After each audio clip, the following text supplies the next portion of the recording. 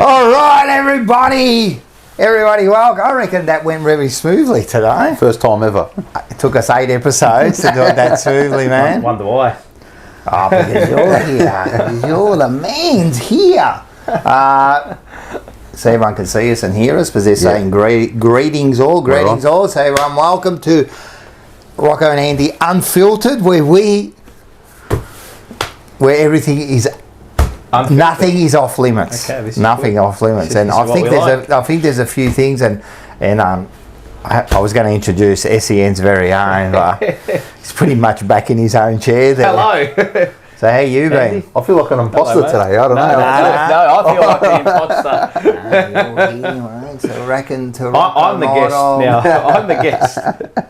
Chicho Dan, Peter Bluebagger, Bubblehead is there. Everyone's saying hi. So everyone subscribe, share, send the link around.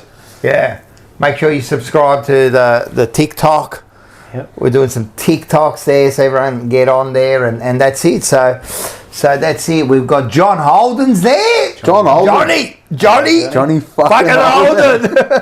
I'll never forgive him for that live show. Yeah. I bought all these tickets and he came first, second and third. I'm telling you, that is inside job. Unheard of, huh? Hey, I drew that raffle. We even had the big... My hand went that deep. It's unreal, man. I reckon there were 3 tickets in the whole thing. I was down into the I bought tickets too. Imagine you won. Imagine, I would have given it away. I was into the inner core of the earth, mate. How deep so that's good. Barrel. So we've got plenty to talk about tonight. We've just been talking about a few issues that I want to get into. There's also another cricketing issue I want to get into. Cricketing issue? Yeah, that I want to talk about. Okay. We can talk about that. But before we go into that... Yes. How have you been? You come back from the... What did they call England? The land of the cold, wet, fucking long... What is it? I don't know what it is, but it was definitely cold. It was cold, and it was wet. I wouldn't say miserable, though. It was a very, very fun time. Did you lose a game? No, not while I was over there. No. That's unreal, man. 4 wins and a draw. They couldn't win a game before that. I sprinkled my good luck charm over the... Do that to Carlton. Put themselves back in contention. That'd be great. Yeah, well, we've had 2 draws since I've left. Yeah. Or we had a draw on the last game I was there for, and then we had a draw on the weekend, which was a poor result. Yeah. And when I left, it all sort of fell away into the and they're the Aussie kind of. Well, that's what I was saying when I was over there.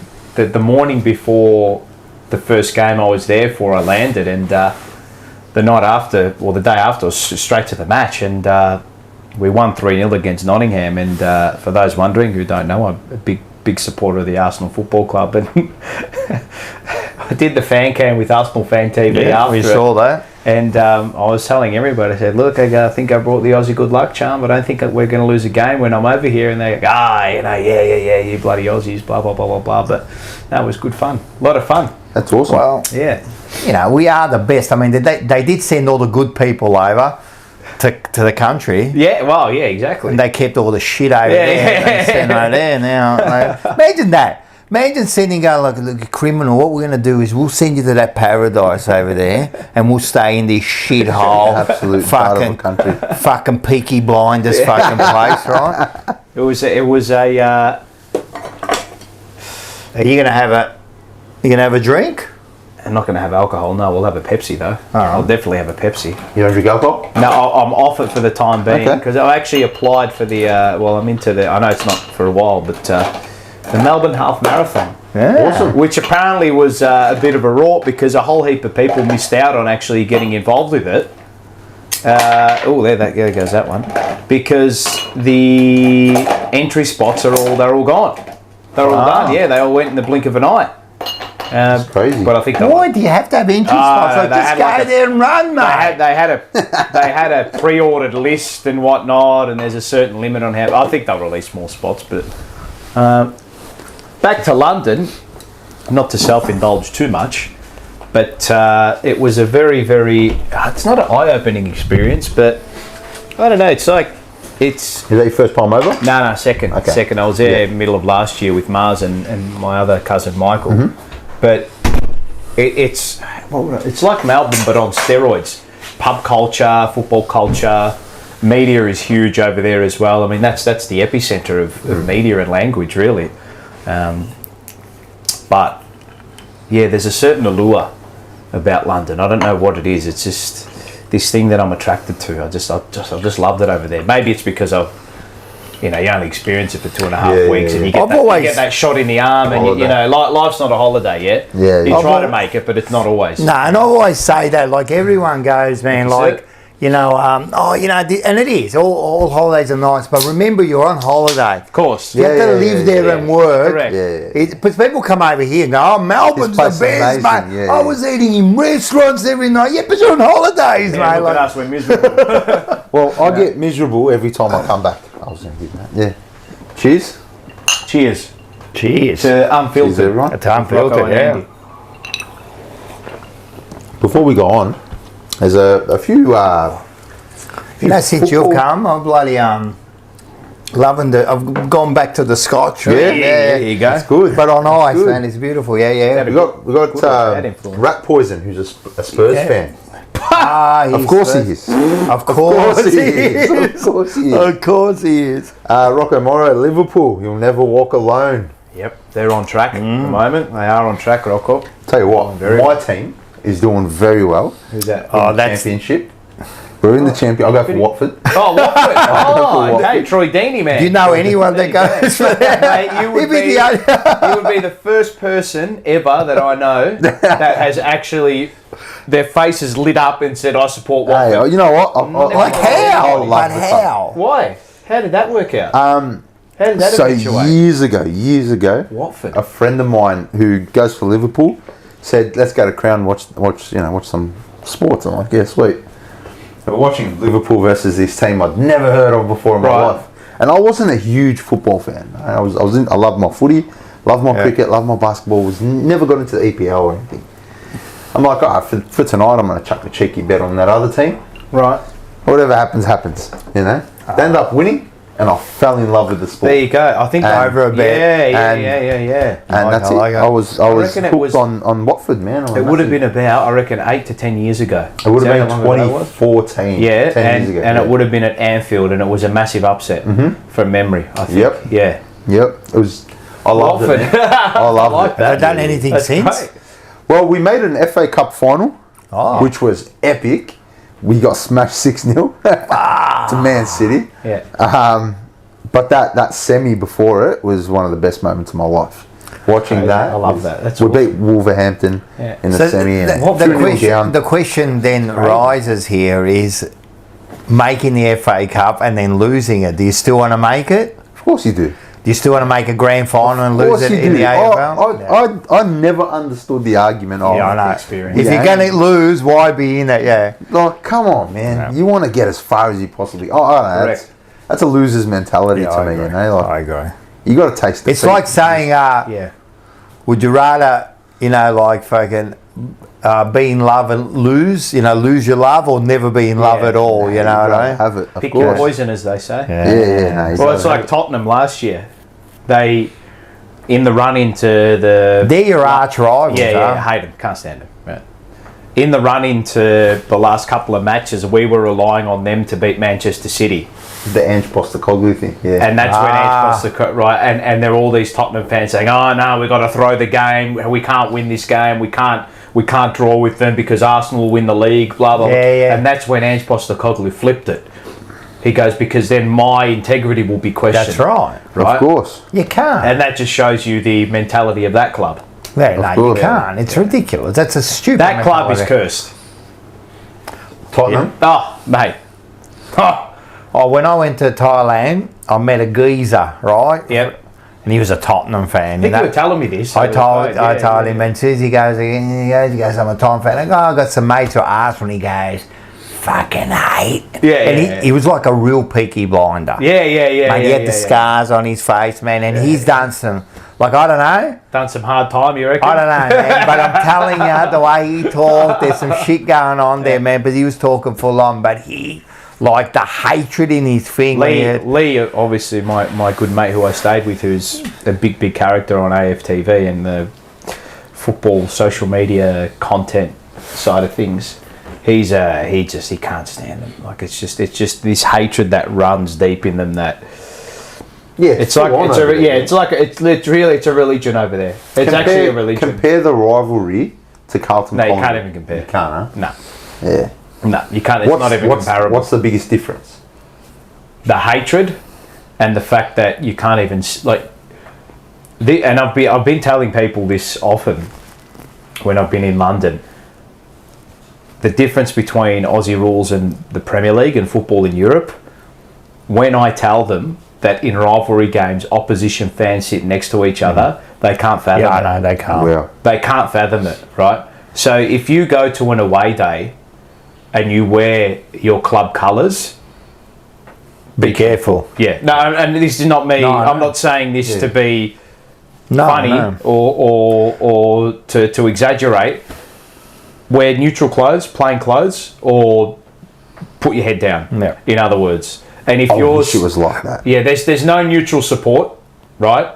And at away games, if you're sitting with the home fans, if you cheer for the away team, you'll either get your head kicked in, or you'll be removed by security. Yeah. You'll be asked to leave. Yeah. Yeah. It's tribal over there. It's tribal. And the away bays themselves, if you're the away team, you're segregated into your own section of the stadium. And don't you? I don't know if it's the same in England, but like I know this in Italy because I got friends who you know, from Italy who with the Serie A. Yeah. You know, they get like the trains and that are escorted by police. You know, they Correct. cannot. Yeah. You know, so they've got like lines of police bringing them to the trains. I wish it was like that here. But there it's not so much like that. Yeah. But so for the last game that I was there for, Fulham versus Arsenal, we played before Tottenham. But by the time we had like wrapped up doing the videos and sort of got ourselves from Fulham side of town back into London to get back out to where we were, Tottenham's game had just finished against Chelsea and they were up 2-0 and they lost 4-2. So the Tottenham supporters are filthy, right? And I had like Arsenal scarf and Arsenal cap and all that. It was not as noticeable because it was blacked out. It was like a blackout cap. But because Lee, everyone knows him. Like we couldn't go. Literally every time we were out, someone asked for a photo or someone spoke to him, right? And when we were in the London city centre at the main train station, he goes, we'll just wait for an hour. He goes, we'll get a bite to eat, we'll grab a beer or something, just to let the Tottenham fans clear out because the rail that we're on stops at 2 stops right outside the ground. So he goes, mate, let's just wait. Because if someone, and I go, if someone notices him, mate, he goes, they'll start yapping, and you just don't know if someone's had a couple, you know, they've been beaten after being 2-0 up, you know, there's pressure on the manager, and if they've had a few to drink, you know, you've got to be careful. Whereas here it's different. Here we're tame, man. We're tame. Yeah, that's what I hate about that. We're tranquilised, mate. I want to fucking run through walls. But here we are tranquilised. You get told to, you know, you get told to stop being loud at the football. Yeah. Remember that time they stopped us from fucking abusing the umpires? Remember they had the security walking up and down? Oh, you told us. Yeah.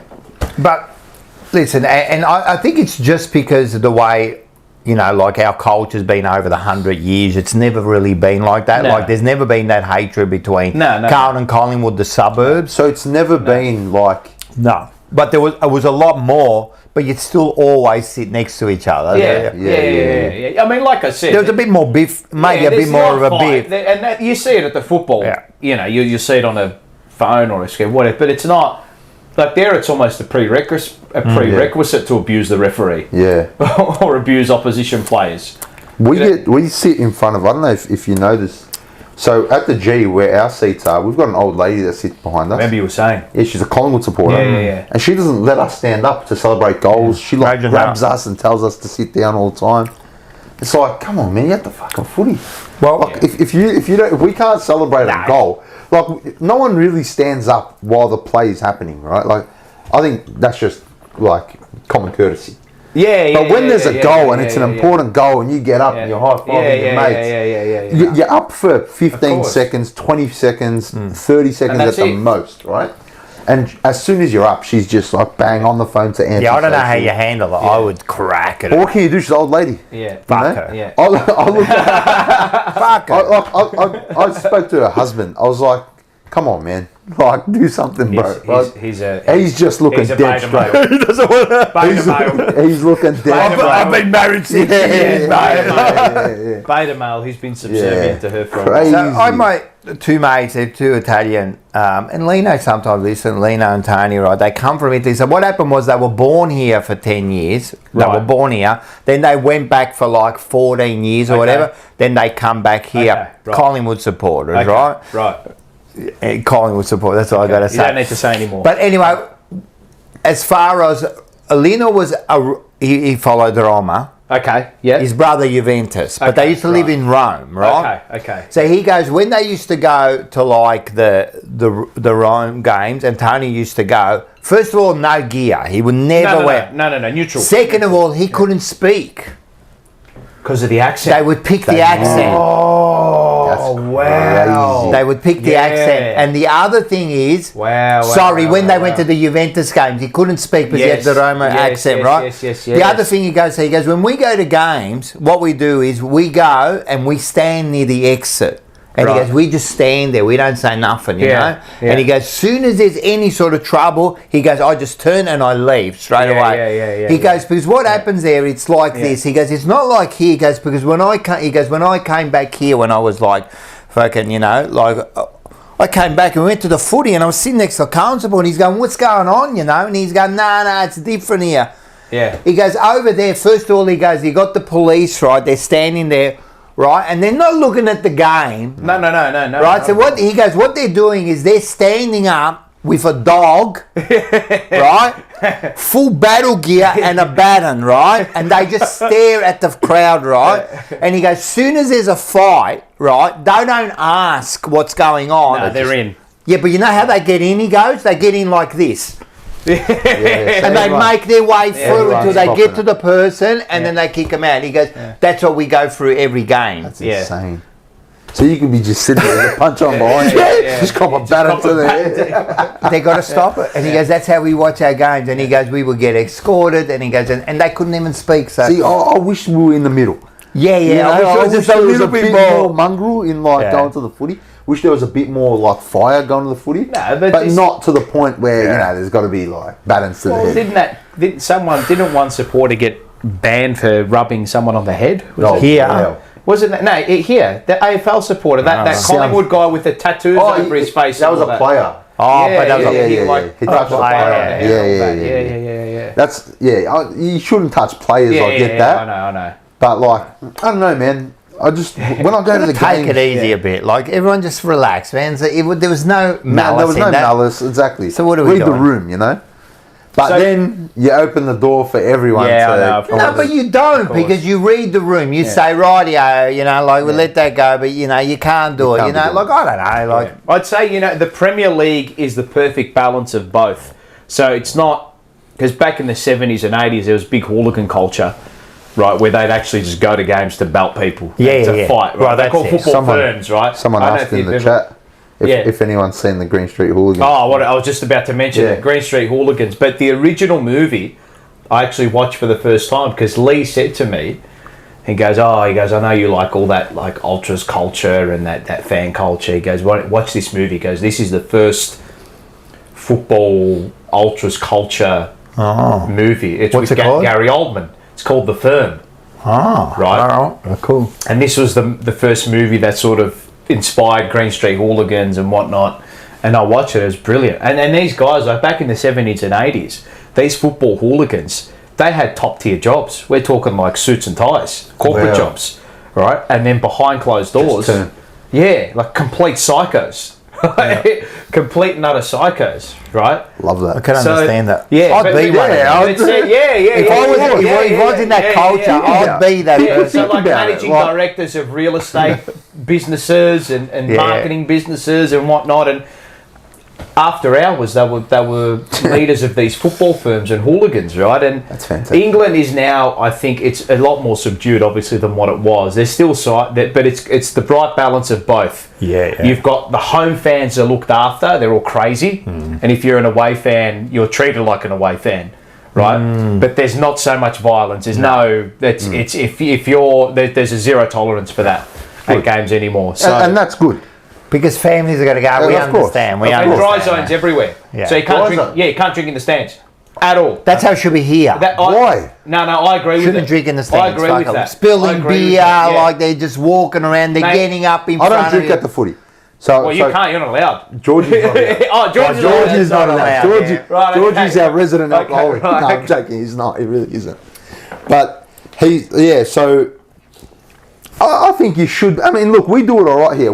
It's all mid-strength, right? So you're not really getting smashed. It's not that, Andy. It's the walking in front. It's the spilling of the beer. You know what I mean? Yeah. So I get a lot. Like we get people that, like during a quarter, people get up four or 5 times to get drinks. I know. Yeah. Yeah. It's annoying. It's Yeah, annoying to me. It's over I get there. it. It's you're in your seat to watch the game. Yeah. Yeah. That's it. But they're a lot more fanatical over there. So we had sitting next to me at Arsenal versus Manchester United I nabbed a friend of mine who lives over there. He wasn't going to the game, so I got he gave me his seat because his seat was in a prime spot.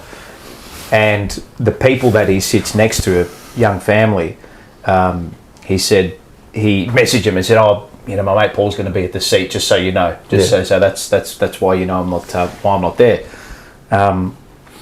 And husband and wife, brilliant people, really, really nice. Had a chat with them. They said, yeah, we've been to Australia, we've been out to Perth, got family out there. And they had their 2 kids with them, right? And Arsenal Manchester United is already a high octane game, right? Everyone's geared up for it. And both sets of fans are, they're foaming at the mouth, right? As the game goes on, it was a frustrating game for Arsenal, and I was losing it as well.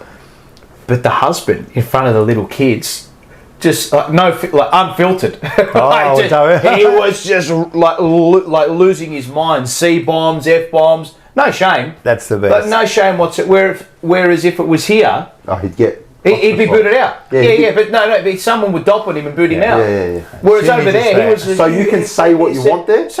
Say what you want. As long as it's not. That's what we need. As long as it's not racist or whatever, there's a cut off. There's always a cut off in everything. But you can drop a C-bomb. No issues. You can drop a C-bomb. Bro. Because when you get to the footy, that should be your outlet. Yeah, absolutely. I don't go out now and bash everyone. Exactly. Because I've let everything out there. But if you're holding me in there, I might walk outside. You know what I mean? Let your frustrations out. Oh no. Actually, just quickly, we got a Seba is in there. How are ya, Seba? How's the back? Who brought the scam? Scam artist, Crips, wine. Who do you reckon? That's me. Shall I pull it out? Yeah, I'll pull the rabbit out of the I'll hat. pull Let's it go. out. He bought it So, because he's going to I'm buy a it. sucker. I am. I'm just a sucker. I told myself this year I was so dirty after that finals performance. Other than my membership, then I'm getting a fucking set. And I swore I didn't go to the best and fairest. Far. I didn't go to anything. The first thing that And then comes out. I saw this. Then I saw this. I was like, you know what? I fucking love Cripper. I do. Yeah. And this is one of your passions anyway. Yeah, I'm a. It's one of your passions. I actually collect some Isn't it views, funny? The so- moment you say I'm not spending anything, They- they release a wine. And they know. And Yeah, they know. They do. It's actually It's a nice quite bottle. A nice bottle. So It's personally I don't signed. know if you see that. It is signed Yeah. personally, I'll show which is nice. Silver metallic. Look at that. Yeah. So look, it's a good bottle. It cost a bit. It's personally signed. It would have cost him $10 to bottle that, but charged a good $200. It's a nice bottle. It's an awesome bottle. Yeah. Now looks I'll sick. never open that. Wonder how long it sat there for to sign the. Well, it depends. I don't know how many bottles there. It said it was limited, but Okay. First of all, I reckon you'll never know, but if anyone ever drinks it, Let us know. I want to know because I reckon it's going to be yeah. shit out. You reckon? yeah, I reckon it'd be cheap. You reckon it's to be a top quality he's one? mate. Yeah, he's a Yeah. captain of the club, mate. Yeah, but I don't think anyone's going to actually open it. You don't? I think Okay. it's there just for Where did Just you buy for it from? I was on It was just online, yeah. Okay, There's like an online store that he's got on his profile, and Nice. I'm a sucker for a Carlton purchase, unfortunately. So Good say, oh well, that's good. Oh, someone's got to go. Right, we're all suckers, man. Oh, yeah, you know, yeah. like I think because I pay my membership monthly, you know, I think they give you like a month or two off because it's for like 10 months or something. Yeah, correct. And then Yeah, bang, straight away it starts coming out again. Yeah. Like nothing, no As soon waiting as for that another final whistle, mate. as soon as the final siren went for the Gabba, that direct debit. Yeah, it's done, mate. it came out, yes. Every time it comes out, I curse. Man. Yeah, me too. I just think 60 to 0. Yeah, I'm just thinking 60 to fucking 0. that's all we pay for. 60-0. Hey, Man. John Holden with a cheeky little comment. Andy, I happen to have a signed 2024 Brownlow winning year jumper. Got it for nothing. Very good. It took me a second Well there. done. That was my doing actually as well. It tastes like Marnong Estate. Sure has. Probably. I wonder where he sourced Well, it that's from. the thing. There's no like. No. It just says Victoria. That's what I mean. He probably telling you, probably it wouldn't- gossips. it wouldn't be- probably gossips in a bottle. Nah, it wouldn't be a high. There's no way that would be a top quality No, wine. no chance. No It'll be a chance. cheapie in there. Surely it would. Why? Why wouldn't he? He's a top quality player. First of He's all, got standards. what did you pay? Do you mind saying? I think it was like 240 delivered, 250 Jesus. delivered. Yeah. That's not a lot. That's a lot. For a red wine. That's sure not a is. lot for a cripper. That's a lot. That's a lot okay. for a wine. For a wine. If it was just a wine. Hang on a second. Yeah. So for having no information about where the wine's actually from. So what are you paying for? You're paying for the brand. Right. Correct. Right? So you're paying for the collector. That's what I'm saying. It's not a lot of money. yeah. Like for a wine, if you pay Yeah. $200, you're getting a good wine. Yeah. Right. But you're not paying $200 for Well, that the thing wine. is- You'll pay $200 for that for the signature. name. Correct. Well, we don't even know how many he's made. They said it was limited. Yeah. But, you know. Limited to 100,000. Nah, but it's Yeah, nice. I think It looks so. nice on the I think fucking so. in the It'll look middle good in of my- all the other rubbish it'll there. Look good. It'll look good in my. No, that'll go straight into my cabinet of alcohol. Yeah, That's going straight there. Wonder what it'd be worth if we actually win something. Well, I mean, it's a Brownlow medal kind of thing. So Yeah. What about when they brought I out? was just going to say 22, 24. yeah, it's got that. Yeah. He might have to release another edition if he wins a third. If he wins a third one. I'm a What does he go? sucker. Does he go I'm with a the white sucker. wine? I'll buy it again. Yeah, it goes with a white one. All right, listen. We've done the niceties because I've got some things to talk about here. Let's do We're it. not here. We're not talking about rubbish. You Let's want to do go? We've Which done one? You the want to go the niceties. footy or you want to go the cricket? Let's go to cricket. Well, you were pretty. Oh, you know what? We're already talking about footy. Let's do the. Let's talk but about there is a footy. footy issue I want to talk about. Let's talk about it. Okay. Which one? I don't know. You said. I will do the cricket first. All right, go. You said you were pretty keen about this. What's the female commentator's name? Isha. Isha. I feel strongly about this too. Go on. No, well, think we we're all heard in about what agreement, yeah. happened. Yeah. We heard about what happened. She, for anyone who doesn't know, I'm going to start and give a shit. Yeah. She was in the commentary. She was doing the commentary, and Yep. I think she is the greatest female commentary of any sport. I Because think she's the she's- only one I really like. She's my favourite cricket commentator Yeah. in Yeah. general. In general, she's my favourite cricket. But out of all the females, you know what she is? She's a cricket commentator. yeah, exactly and you know, what out she of is. all the females, She's it's just not. a It's got cricket nothing to do with the commentator. female commentators. It's I don't when she's commentating, I don't take notice. Like she's brilliant. they She's really good. conversate really yeah, well. she's really good. Really Right. good at what she so does. she said about Jasprit Bumrah. about the VIP MVP. MVP most valuable primate. She said, right? Yeah. That's what she said. You know, and which everyone, was in no way in reference to an actual primate whatsoever. It's more he's the king of the tree, king of the kings. Mm-hmm. That's all the reference was. I don't get everyone everyone relax. There's a couple of things there. First of all, she didn't mean any disrespect. Mm-hmm. No, Zero. She spent a minute complimenting him. That's Like, all it She was. loves him. Yeah. She's from. Is she? She's Indian. She's Indian, so That's it's in the what- same background. That's what cooked me the most. Is that she is also of Indian heritage. But you know what? We shouldn't even have to get to that point. Yeah. Like it ends I there. know. That's it. It should end there, but yeah. shouldn't even have to go. What we're going to do is we're going to add Yeah. some extra things there. Yeah. right? So that's the other thing. And the other thing is just quickly, right? We're primates. Like at the end of the day, you could say whatever you want. Humans are part of the primate. Yeah, the whole evolution. Right. And we're just a different primate. It's like getting upset if you call a dog a canine. Yeah. Well, are we more... So what's our DNA to gorillas and apes and No, to gorillas we're actually further away, but to chimpanzees we're only are we? 98%. Okay, right, okay, yeah. And I think it's to bobos, I think they are. We're also very close. But what I'm saying is, it's... What do you... Like, she didn't mean any disrespect. It was just... Context is absolutely everything. Yeah, cool. Intent is everything. And you know, like, you know... Yeah, of course, mate. Like, of course. Like, I understand... I understand if that word was said without the context, right? Like, absolutely. But she has just spent 1 minute complimenting the bloke and has just called him, you know, king of the jungle. Or whatever. Like, you know what I mean? Like, it's an ultimate compliment for an athlete. But, hey, man, these Indians also, they love to play victim for that Indian cricket team. Oh, yeah, But they wouldn't have said anything about her. Apparently the coaches or something, they heard about it and they didn't tell Bumrah till after the game. I don't think he said anything. I don't think he, you know. But you got to also, like, what was he told? You know, that was actually said, and you know, how was it interpreted? And I get it. Like if the context wasn't there and it was just a word said, all right, fair enough. That's not right. Yeah. But intent is everything. All the intent and context is right there for anybody to just listen. Use like half a brain cell and you'll understand her intent. We're losing the plot, man. And the worst thing she could have done was apologise. No, she had to.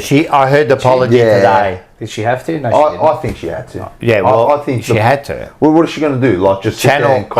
Who is it? Is Fox? it Fox? Is it? Fox. Makes it worse. No, but she has to. If you apologise, you admit that you've done something wrong. But you know she has to.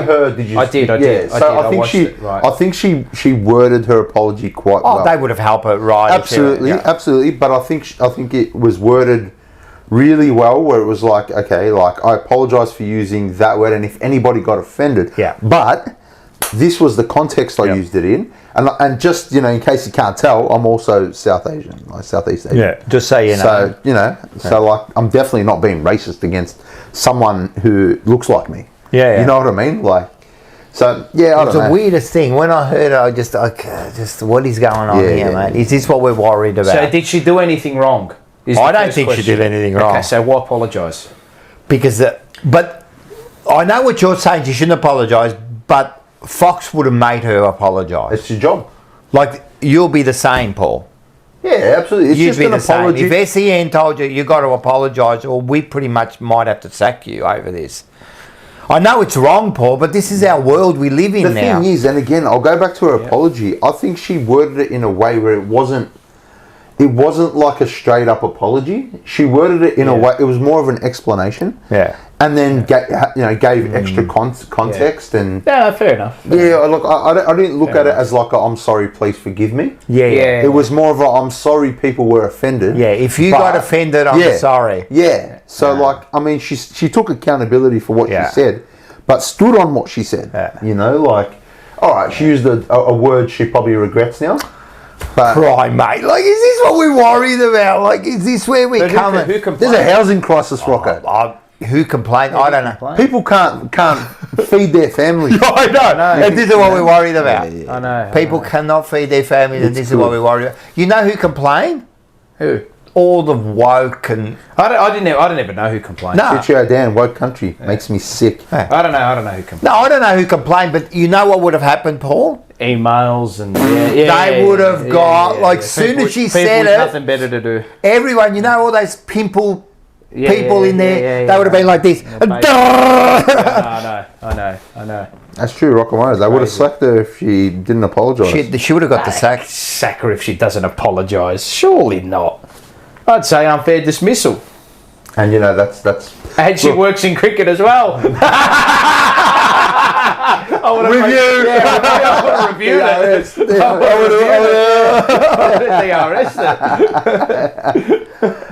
the world, Paul. You know that. You know that. Yeah, but the world is what you make it in those scenarios, mate. Yeah, but we don't make it. Like Absolutely we do. No, they're making the rules. I think it's the here. vocal minority. Yeah. That unfortunately It's we for everything kind of, like that. yeah. It's for everything like that. Yeah. It's very. Did you see the just on that? Well, it's not really on that, but did you want to mention something else in footy? Yeah, we're going to go into that one too. Well, yeah, let's mention just it. the whole Melbourne Storm thing. Is this what we were going to? Yeah. So, for those who aren't aware, Another woke thing. Go. right?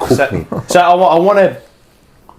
There's one thing I'm going to leap onto. One stone I'll leap onto, and then I'm going to leap onto another stone that has to do with it, and then I'll come back onto the garden path. All right, so you're going to do a little bit of you're going to do like the Joe Hardy there. Yeah, You're going to take it. yeah, the Wolves. correct. You're going to correct. go And then from I'll there. eventually come back. All right, we're going to come back.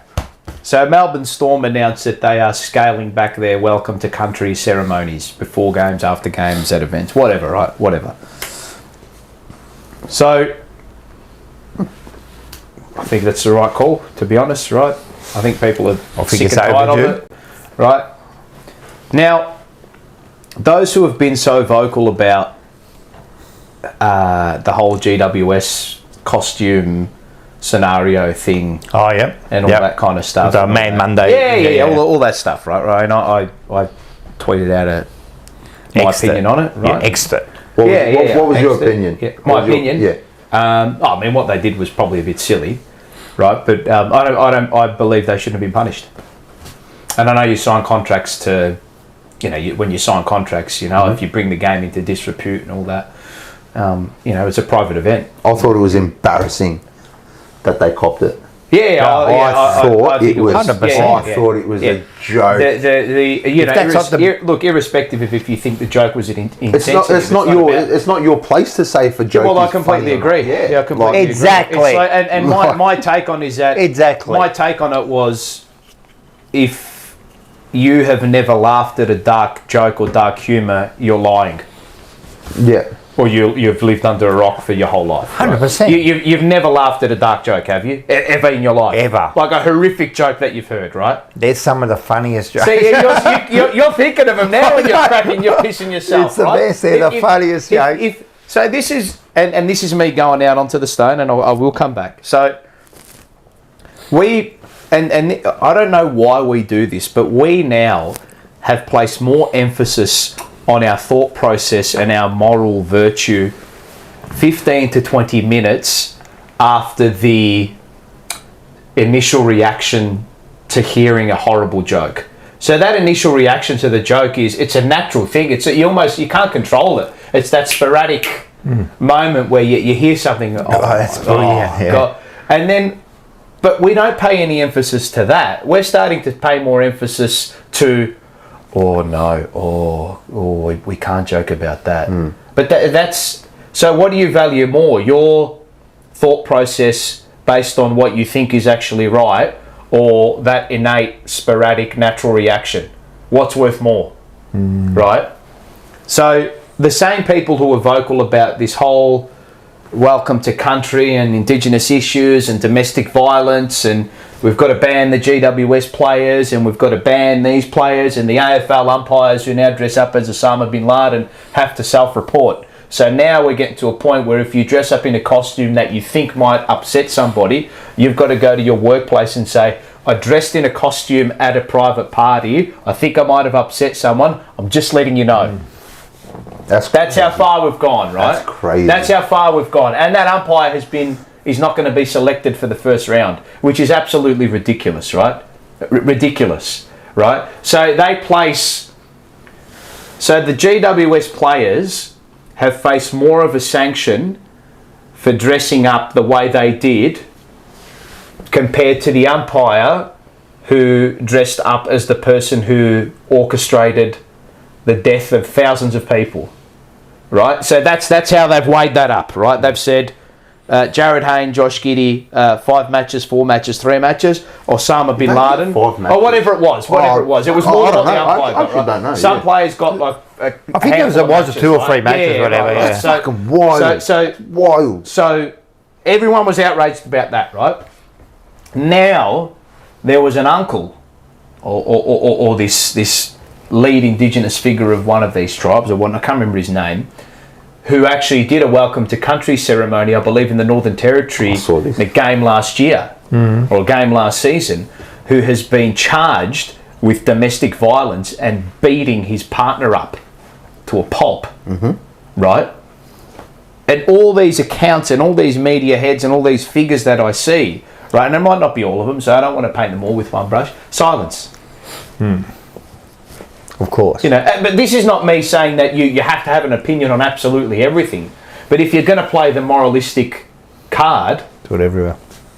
do you know what I mean? Of course. That's why. How can I judge? Right? They like those GWS players. They're young blokes, right? And then people go, "Oh, you'll condone it." Go, what? But see, I do condone it. But I personally, I'm not in the media, right? Like, I condone it. I condone people having fun. If you're offended by someone else's fun, then that's just not your type of fun, right? So, walk out, walk away. It's a dark thing. Just walk away. Like, It's a dark thing. But I've got a very dark sense of humour. yeah, but psychologists will tell you, right? You know, and I've been to a psych and all that. They'll say, and this is true. And I'm not a doctor or anything, but psychologists will tell you the way you know you've probably got over your trauma is if you laugh at it. Mm-hmm. That's the way. That is how they say you probably walked over the bridge. Dark? Like I've been, you know, when my mum passed away, we're at the funeral, right? Right. And the priest come to do the thing, and he was pissed. What do you mean? He was drunk. He must have. Where? I'm telling you. At the funeral. At the funeral. The one doing it, right? At the funeral. Yeah. And me and my sister, we were dying. We were dying, mate. Like I knew. Yeah. I knew, man. I'm going, man, he's drunk. He's falling asleep, mate. And we're like, and is something wrong with me? No. Nah. This is what I mean. Like, But you can't control that. That's your That's what I mean. reaction. That's your natural reaction in that moment. like it was just one of those things, you know. And it's the same with this private party. Like, is this what we're getting? It was a private. It was a bartender or something. Yeah, would I go to a private work party dressed up like that? No, I wouldn't do it. Yeah. But if you've seen someone, I wouldn't do it. but if someone did, what would you do? I'd probably laugh. I'd probably be laughing. I'd probably laugh and be like, "That's edgy, bro." That's what you would say. That's a risk. See, I love dark humour. Me too. It's my like Ricky Me too. Gervais. All those. I love it. I love dark humour. I love it. Yeah. I saw something the other day on dark humour, right? And it was on Instagram, and I watched it, and I died laughing. And I went to send it to someone, to anyone, and then I realised I don't think there's anybody on my fucking list. This was that dark. I was like, oh no! Like they will think differently of me. Oh. But you know when you see that kind of stuff on the social media and that, it's almost not real. You know what I mean? When you see that dark humour, it's so away from you. You know, even like now on Instagram, I don't believe the shit that's on there now. You can see people getting killed, everything, right? It's absolutely amazing. And it's that far away from you, it's almost not real. Like you don't really take it. Because we're numb to everything. We are. Now, this is another thing. Desensitized. But that's the word. So they get offended by that, right? But you can shake your ass all over TikTok. Right? Yeah. And that's okay. Well, it's funny, and right? you can make money out of that. That's okay. It's funny, right? So, this is veering off, but people like a few weeks ago, we were talking about how young men don't have many role models, like good role models to look up to in the media, on TV and all that, right? And people like, you got Jordan Peterson, people like Andrew Tate, right? They're considered like dangerous to young men. Yep. Right? But girls who prostitute themselves on these fucking social media apps are fine. They look. So young girls can look up to that, and it's fine. You have to respect that. 100%. But when you got men, and I'm not saying I'm a fan of Tate or whatever. But why is one toxic? That's a fair and the other is to be supported. You know, and that's that cooks me about social media. Pick and choosing what's right and wrong. And that goes back to... And another thing, is it because they're pretty? Maybe. Could be. Maybe. they're pretty, you know. Everyone kind of like it, and if you're making a lot of money from it, Yeah, well, it's okay. OnlyFans is. It's okay. You can do whatever you want, you know. You're making millions off OnlyFans. They're making millions. It's okay. To send feet pictures and stuff. Well, if you're just doing the feet, I tell you, you're doing all right. But you know. I know a girl who gets $200 a day from some guy to just send her feet pics. Not even joking. Not even joking. She hasn't got like a site or anything. This guy just messaged her once out of the blue on Instagram. He zoomed. Hey, the creepiest part of it. So I've seen this message thread because I didn't believe it. Here's my pay ID. Right? Well, that's what pretty much happened. So he sent her. This is how creepy. This $200 a day. $200. This is this part. He sent her. So this was his. This was the way he cracked into her inbox. He sent her screenshots of all her photos, but zoomed into her feet. Absolute creep. Right, and has told her, I'll give you like, I think he offered her $50 a day, and then she's like, give me $200 as a joke, right? And he said, what's your like Cash App or whatever? And she's like, I'll give you my PayPal. Yeah. And $200 in her account. It's like So she literally just took a photo of her feet while It's she was. like, you know, when Kramer gets burnt by the coffee and he thinks Yeah. they're going to make thousands, we'll give you a lifetime Jackie of coffee. Charles. Deal! Jackie Childs. That's it. Oh man. And then he's high on coffee when he's drinking that much of it. That's insane. But there's insane people out $200 a there. day, bro. I'll do it for 200. This I don't guy wanna gives be- her $200. If it's just the feet, I reckon That's it's all free. right. Hey, That's what's $1,400 a week, tax free. just You're not working, she mate. sends like 2 or 3 photos a day of her feet. Just and if he doesn't send her the money, she doesn't send him photos. Hey, that's the price of business. Yeah, and then he'll just be like, "Oh, sorry, we'll work late or whatever." Just, What if he misses a day or two? If he misses like 2 days and then she sends 2 lots, will he pay her 4? well, probably Would if he stops. probably, man. yeah. Is there, All right, like I'm gonna give you- is there an admin fee? Like, is there like a late payment fee? $35 extra. I'll give you a fucking unfiltered question now. Would you let your missus do that? Just the feet? No. Just the feet? No. No one ever see her? No. Just the feet? No. $500 a day? Nah. Everyone's got a price, mate. There's not a price. Everyone's got a price. Nah, you can't. You're prostituting your missus out. But just the feet? Doesn't matter. It's not the feet. It's just the feet! Fuck no. 10 grand. No way. There's got to be a They do. price. There is way. for what shall a man profit? If it's he higher loses than the his soul? feet, but if it's just For what shall a what man? about just the toes? True. That's the best part. That's the best What part about of the heel? Maybe the bridge. Yeah. Maybe just the If you bridge. just in the bridge, just the bridge. No toes, no ankle, just the That's bridge. sick, man.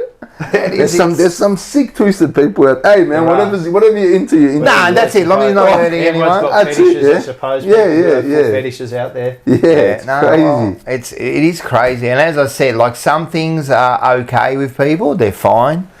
That's fine, you know. As I said, Instagram, TikTok, man, you don't need porno sites anymore. Seriously, Nah, it's a you different can watch world out that there. shit. It's just different, you know. But Madness. but you know, you do something like that, and they go crazy. You do something like the cricket commentator Isha. Is that her name? Isha. Ishigua.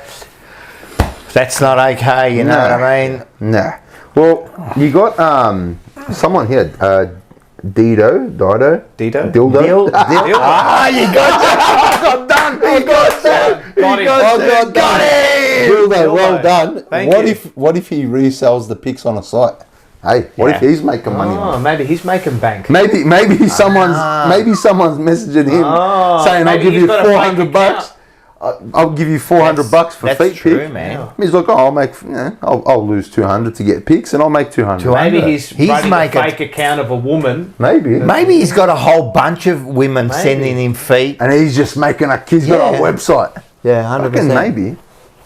That's a good. I'll tell you what. Business, mate. The best part that he got you there. He did. If Seinfeld got released today, it wouldn't get to a second season because some woke person would complain and the network would cancel. God. Seinfeld's one of my favourite shows. Yeah, ever. great The show. best. I Great show. love that. As show. far as sitcoms, Yeah. it would have to be right up there as the best. Completely agree. It's fantastic TV show. The writing on it is fantastic. Who's your Larry favourite David. character? George. Yours? Kramer. Yeah, I'm a George guy. Yeah. Love George. Oh, same, yeah. I'm Because a Kramer man. you know what happens? You suspect it's going to be Jerry because he's the main. Then Kramer comes along and he's a gun. Yeah. But George is a genius. Yeah. mate. He just His pops it off. character Yeah. is a genius character. He's mate. just a ball of anxiety and anger and rage. I love it. I just love and it. depression. Yeah. And depression. Constant. Depraved. Nothing goes right. Been The best deprived thing of he did everything. everything the opposite. Right. Yeah. The episode where his mum walks on him. Oh, I God. died. far My out. mother conned You me. know they never mentioned the word.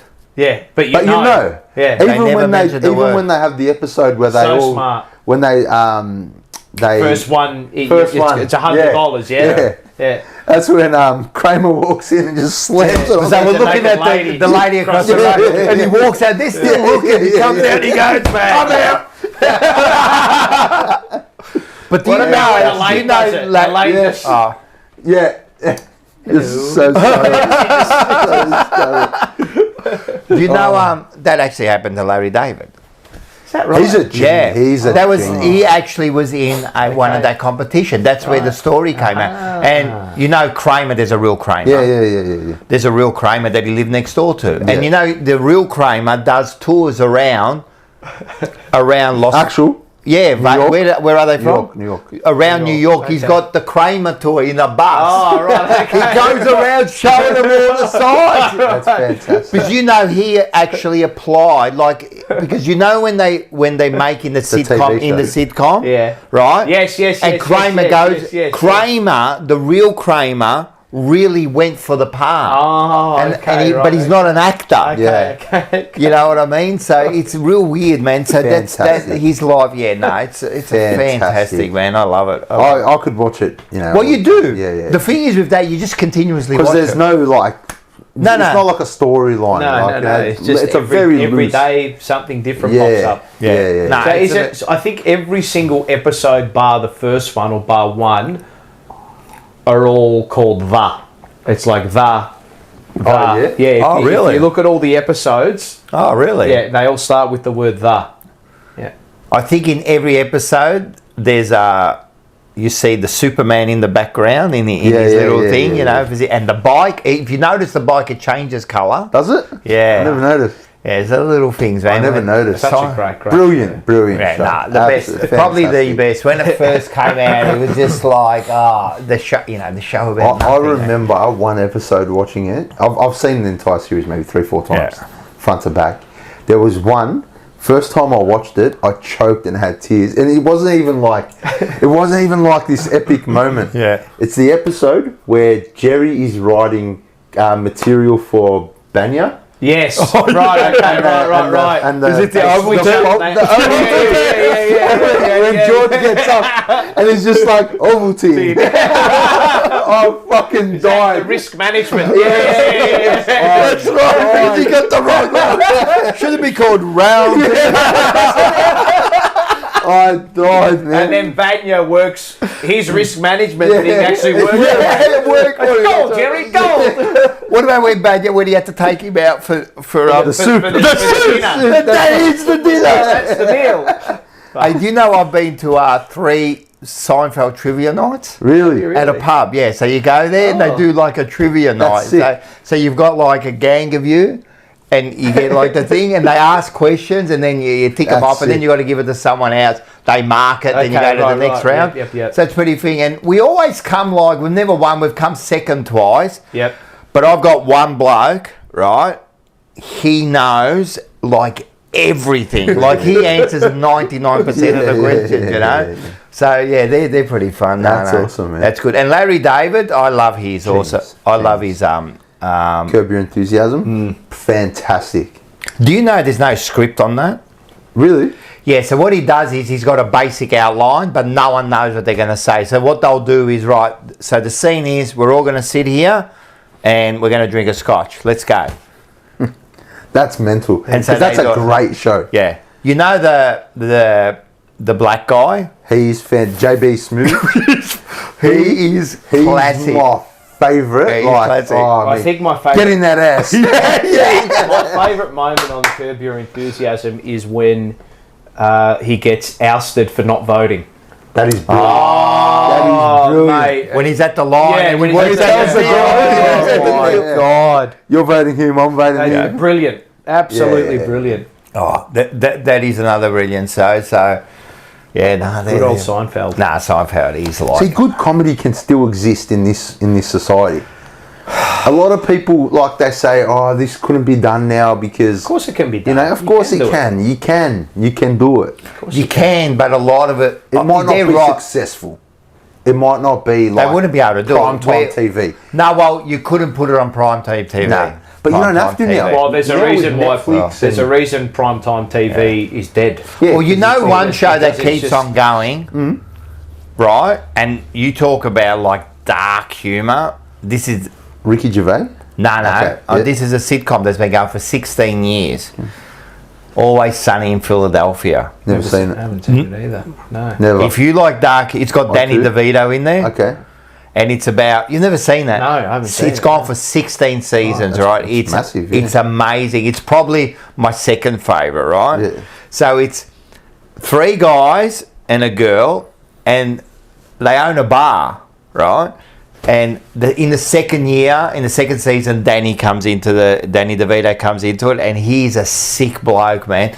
The things they do, I'm telling you, I can't even describe I gotta the shit watch they it. do on I this, gotta right? watch it. And all it is them 3, them 5, Yeah. they got nothing to do.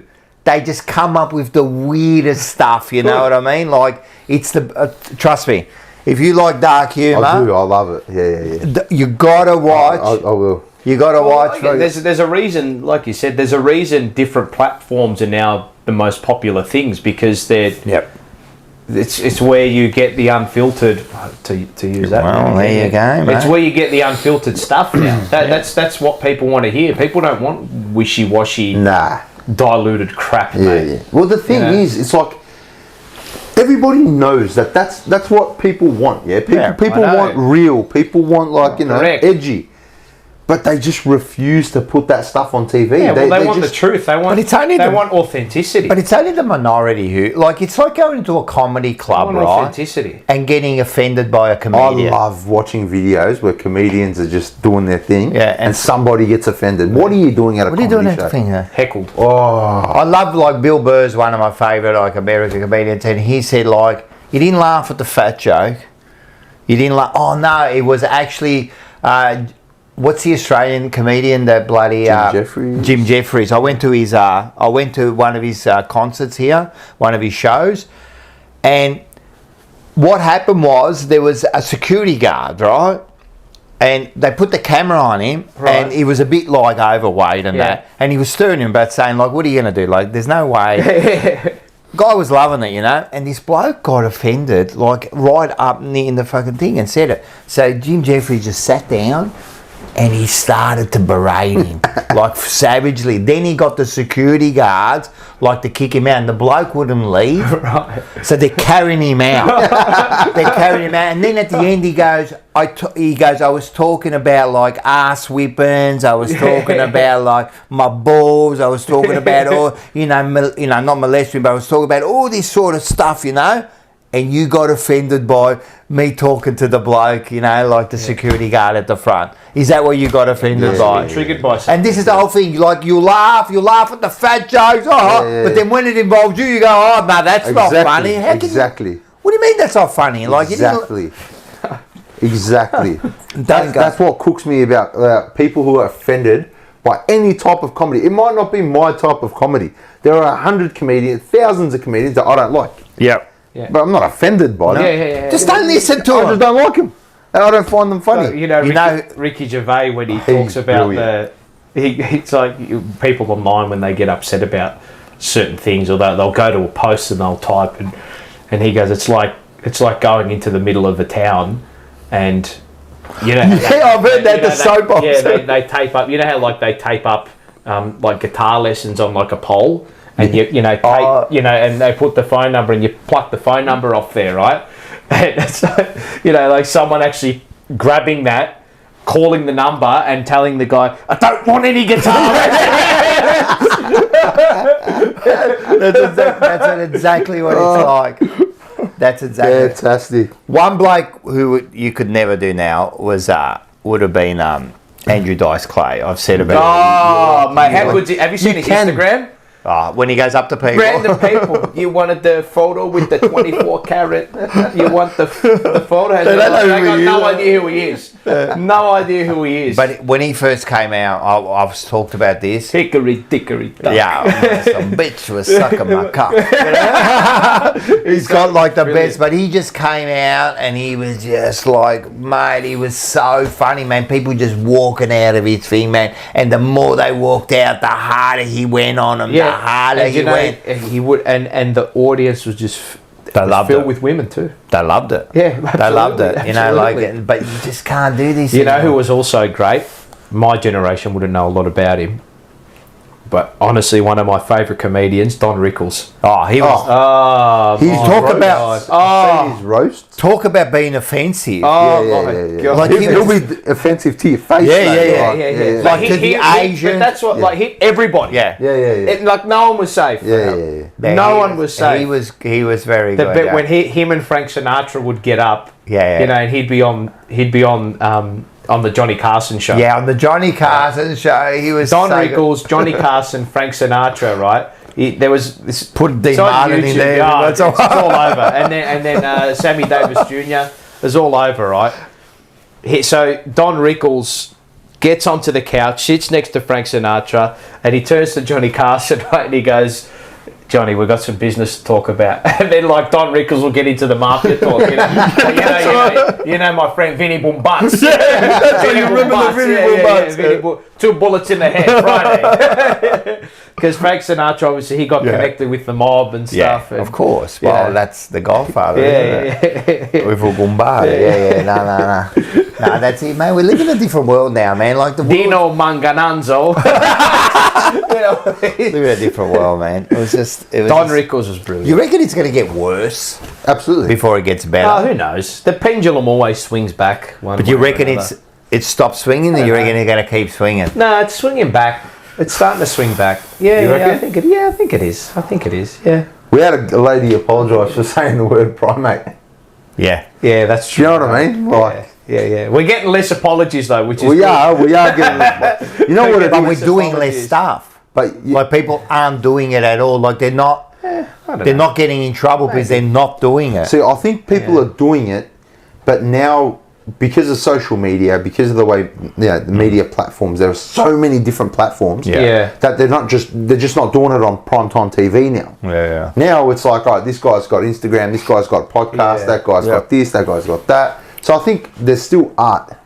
You know, there is still art being created. Yeah. It's not everybody's cup of tea, but I think the art is still being created. It's up to us now as consumers to find it. Yeah. I mean, you could say, given that the fact there are more people than ever broadcasting, that we've actually maybe gone back the other way to an area where anyone can have their say and say what you want, But you can't. you know. Or you can. You can. No, I know what you mean by Yeah. saying you can't. I know what you mean. I know what you Yeah, mean. yeah. I know what you mean. I know what You you mean. can, but the problem is, there's unless you this- can find a medium where, for example, unless you can find a medium where you're not going to get cancelled, right? Yeah, or if you're not at risk of losing your job, but because Right. which shouldn't be the case. And that's the problem. Like even just doing this, for example, right? Yeah. We, not you, but you own your own business. Like we working for people, Yeah. are at risk of, losing something. And it's not because they believe that you're a bad person or what you did was wrong. It's again, I don't want to deal with that. because it's a short term. I don't want to have to deal with it. I'll make the short term call It's because easier I to can't just- see 6 to 8 months down the track. It's a shame, you know why? Because there's so many talented people out there, right? And they're being held back. I'd So loathe their to true think- talents aren't coming and out. I'd loathe to think. I'd be loath to think that someone was discouraged from saying XYZ or starting their own thing because of a fear. But they are. Yeah. And it's sad, you know. And so It shouldn't be that way. The only people that aren't worried are the people who aren't relying on Multi-millionaires, you got financial like backing. you get like the Joe Rogans or something. Yeah. He doesn't care. The other one is Ricky Gervais. He doesn't give a shit, Yeah. mate. You don't want to. Yeah. But I guess even he said when he had no money till he was like 38. He Yeah. said he was working a dead job, Man. really, and then he just Yeah, became but now that he's comedian. exploded, he said what he wanted then. See, on these But last the fact Grammys... but the fact that he said what he wanted has got him to that. Yeah. But he only did that when he didn't care But anymore. Yeah. I think at the start... Who knows? But he wouldn't have got to where he was if he wasn't doing that. I think his whole career. I don't know, You know? but I reckon you would start slowly. Maybe he's just exploded and he's Yeah. gone more. But Once he we'll never know. exploded, no, We'll you never know. You'll You never know. Unless Because you I've ask always him. remembered him as like Unless just you ask him. being who he is, you know.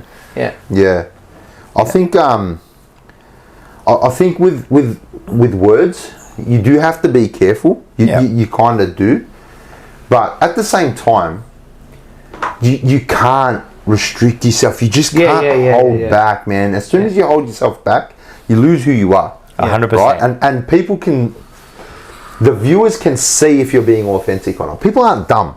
And these like corporations like Seven, Fox, all these people, they treat the consumer like idiots, right? Like they treat us like kids. Yep. So it's like, okay, you're gonna like this. This is what we're giving you. You're gonna like it, right?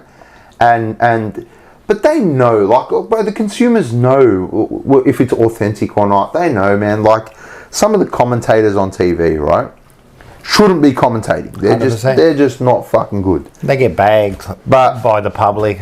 But you know what? It's an image thing. It goes back to what you were talking about last week. You know, getting the wrong people in for the wrong jobs just to fill quotas, and that's all it's about. It's just a numbers game. It's just about filling this, filling that. But it's commercial TV and all that. Like they're losing ground.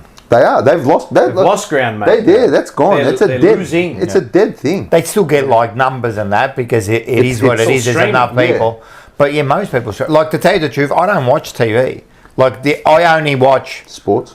Well, sports, but I mean, I only watch like a series on Netflix. I don't go and watch Channel 9 for any. I couldn't tell you one show that's on Channel 7, except for maybe Home and Away. You know, I haven't watched the news in like 5 years. I've only just started watching the news this week because of all the rain delays in the cricket.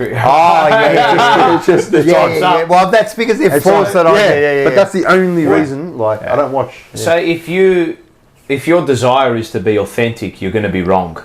Yeah. Yeah, you're going to be wrong. Yeah.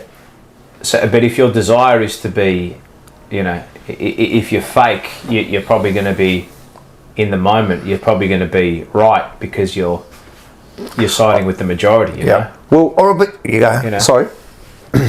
Take this show for example. I was just going to say this. Yeah. I was just going to say. So, if we were told, right, that we're guaranteed 20,000 views a week, right?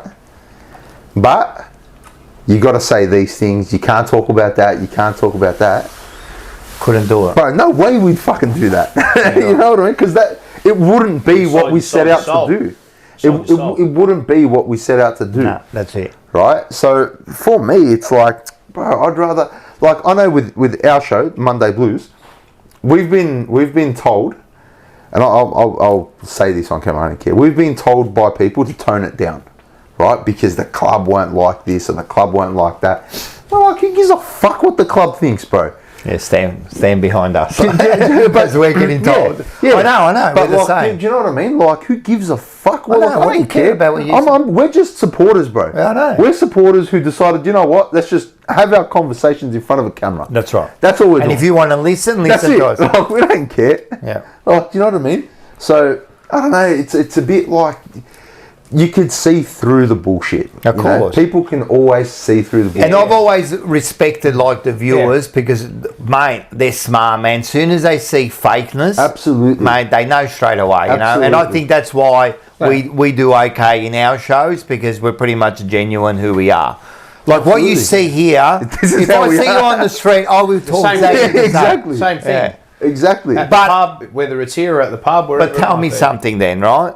So that's true. So and then we started this show because we want to do something that's like different, and we just want to talk and conversate, but we're still restricted a bit. Of course, because of YouTube. Yeah. Of course. Yeah. So there are certain words you can't. There's always a little bit of a restriction. There's even though like we're trying the best we can, we could say whatever we want. But up to here. Yeah. So there's always a restriction, you know, like far out, man. Yeah. It's tough, you know. But this it's a small price. Those restrictions, small price to pay for creating a community. Yeah, of course, you know of course. And it's like the same way those other people have safe spaces. Yeah, we've created safe spaces for Carlton fans to come 100%. In and just unload. 100%. You know what I mean? Just lose your mind. Before we came along, all of us, you know, they didn't have that. Yeah. Yeah, what was there? You go back home and that's it. They didn't have that. All of a sudden, they got someone that says, you know, they're thinking what they're thinking. You know, it's just different opinions too. Watching you guys on a Tuesday after we've had our show on Monday, right? So usually, I don't know how it is for you guys, but like recording on a Monday, especially if we've had a Sunday game. Yeah. We used to record Sunday nights and then post it on the Monday, right? Before it was live, And like if you play on a Sunday, you're not even thinking like you're still pissed off. Emotions are running high. Either way. Yeah. Either way. Like for us, going to the Monday was like, oh, it's a bit more chill now. Yeah, you get to that. But then we're still kind of heightened. Oh yeah. Whereas when I watch your show, then the next night, I'm hearing different points of views and different ideas. It's like. And that's what I love about another day gone by, Yeah, and that's, you know, it's good for everyone in the community. Because 24 hours because we're all feeling the same thing. 100%. You know, we're all feeling that anger, that frustration, that happiness, that... The Carlton supporters, any supporters, but any group, and especially Carlton supporters. Nothing is like Carlton I agree. People go, man, I go, nah, man, I'm telling you, man, we're a different breed, We are different. And over the years, like... We've been made into what we are now, you know. We're this breed now, you know. Yeah. But it's good. Like as I said, I think we're genuine enough, all of us. I don't think we hold back on a lot of things.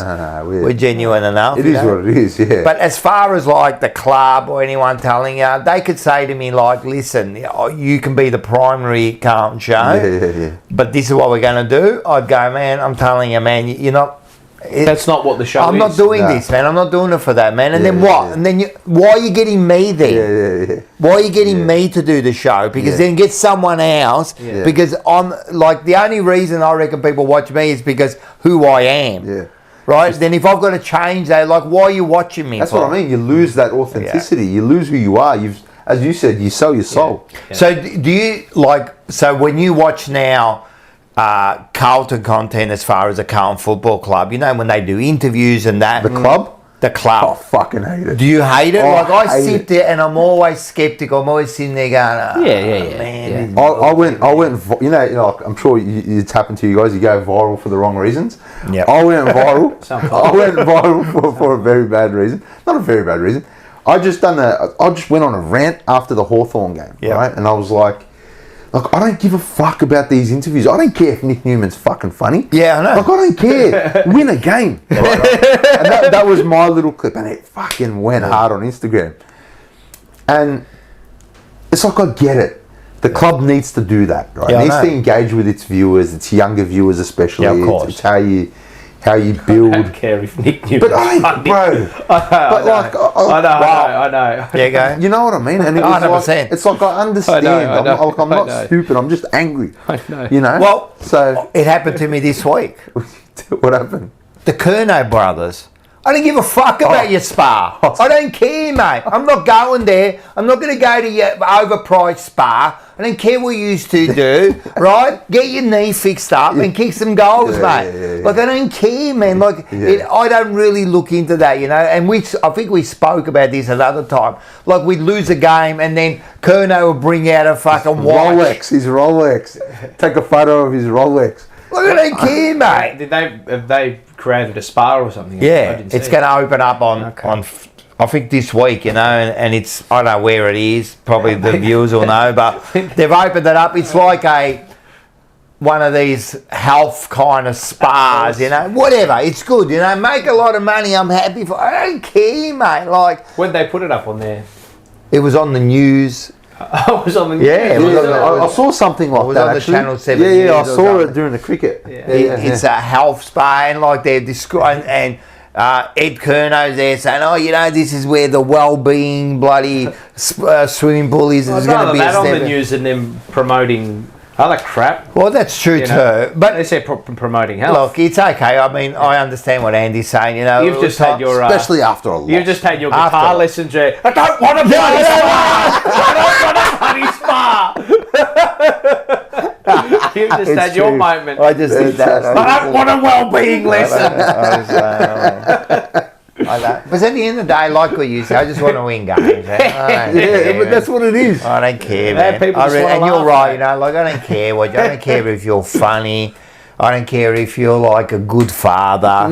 You know, you get up at night and feed your kids. So do another billion people. Like I don't care, man. Yeah. Oh, you know, like. Or what about when you hear like, oh, you know, he had to be up all night and then he had to go and play footy. Oh, fuck. That was hard. Well, I had to go and dig holes for a living and I had to do the same things. Get off it, you know, like, seriously, like, so it gets a bit like that, but in saying that, you know, I love the boys. That's the thing. We do love the boys. That's the fucking thing.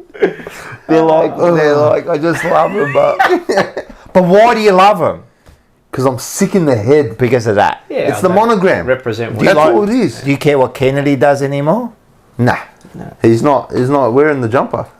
What about when people go, oh, good luck to him and that? I don't give a fuck. Fuck him, man. I don't care if he never plays a game again. I don't want to be rude. Look, I like him. I hated everything that happened to him towards the back end. Yeah, of course. I hated that, and it's like, oh, I won't won't forget that. But he's not Carlton anymore. Yeah, that's it. It's done. That's That's it. it, I you know. hope the Western Thanks- Bulldogs thanks. Football Club folds tomorrow. Yeah, thanks for your Fuck, service. I hope he doesn't earn a service. cent No, playing I- footy. Fuck him. Thanks for your I service. wish That's more. Wish more success for Fantasia than I do. Absolutely. Owies, I don't care. Sorry. Yeah. Like you were That's it. good. You kicked 30 goals 2 years. Well done. The I hope you never. the affiliation's ended. Yeah, It's that's it. done. It's done. It's We done. can't care. No. We I've can't. always said if Satan himself put on the Carlton jumper, I would be cheering him like, fucking go, mate. So you don't believe in I'm just saying, if he did go, if he came, If he did, if Satan himself came down, If he did. I'm Satan and I'm the captain, Carlton. Guess what, man? Hey. I'm putting the big Satan cover on, mate. The 666. I'm wearing the 666 on my back. I'm a believer, man. It is, man. It's like it's all about the jumper for me, man. It's all absolutely. about That's all what about we the love, team, man. mate. Like I don't care about anything else but that jumper, you know. Putty. Huh? Go team. Yes, it's so true, man. Like it's all about the team, mate. Yeah, far out, man. There's some good comments here. Now then, what do we go? What's coming in? Who's what in the do we comment got there? section, by the way? All right, let's have it. Guys, there's 44 of yous. Hit the like button. Yeah, hit the like button, subscribe, What is go over to TikTok, Xbox Game Pass. What account name is that? and some. Xbox Game Pass only, bitch. Is that what That's what it says. And sometimes PS4 lol. But anyway, the main thing That's is a brilliant username. That's a long. That's a brilliant sometimes username. he is. Love But he these says boys too. love those boys too. Shout out, great show. Yeah, thanks guys. Rocco here, Satan moment. Yep. Peter Yeah. V. Bluebagger. Some of the Carlton interviews look staged. I reckon they're all staged. Yeah, of course. They would be They're all told just- what to yeah, do, this you is know. what we're They've been gonna- trained in what to Yeah. say, you know what I mean? I think they're getting ready. And another thing is, there's never an out of the box kind of question where, like, they get stunned and I don't know. Yeah. Like, there's never. Have you ever seen that? No. They're Well, not asking them. You tell me. You go and do some of these. Oh, the press conferences. Yeah, you go and do some of these press conferences. Do you think about what you're going to ask? And are Do you... what? Yeah, I do. Yeah. Yeah, so you work it out. But their media managers and PR managers and stuff will have, you know, if you're a good media manager and you're a good PR manager, you'll have a set of expected questions. Yep. That, you know, they'll say, okay, this has come up in the news, this has come up with our team, this has come up with our team. These are the questions that might be asked. To the player. They'll say that's what they'll say to the player. Yeah. But do you ever think like, all right, so you've got a job to do, right? Yeah. You got a job to do, but you still want to be Paolo, right? Do you still think about, well, maybe I shouldn't ask that question because it could cost you? Yeah. You know what I mean? No, not really. But because what I mean by costing you, like all of a sudden, then depends maybe what you want to write. Depends what's going to be newsworthy. It Well, depends. you what's also going to- don't want to get the player or them like off guard. You know what I mean? Yeah. You know what I mean? Walk out of the press conference. Right. Yeah. So if something happens, But that can also be a news story in itself. yes, but then does it help you in the long run? You know what I mean? Who knows? I don't know. You don't know. If you're... But this is what I mean. Again, like if it comes from a place of authenticity and you want a story, that sometimes... Yeah. But this is what I mean, Paul. Like, quite honestly, right? Does it play on the back of your mind? Or do you just When I first started, yeah, to a point, but now not so much. I reckon it has to, Paul. There's got to be. It's a bit like this YouTube. It's a bit like... It's like anything. You weigh up, you judge a scenario, you weigh it up, and you go one way or the other. For example, if something happened like off field, let's say, right?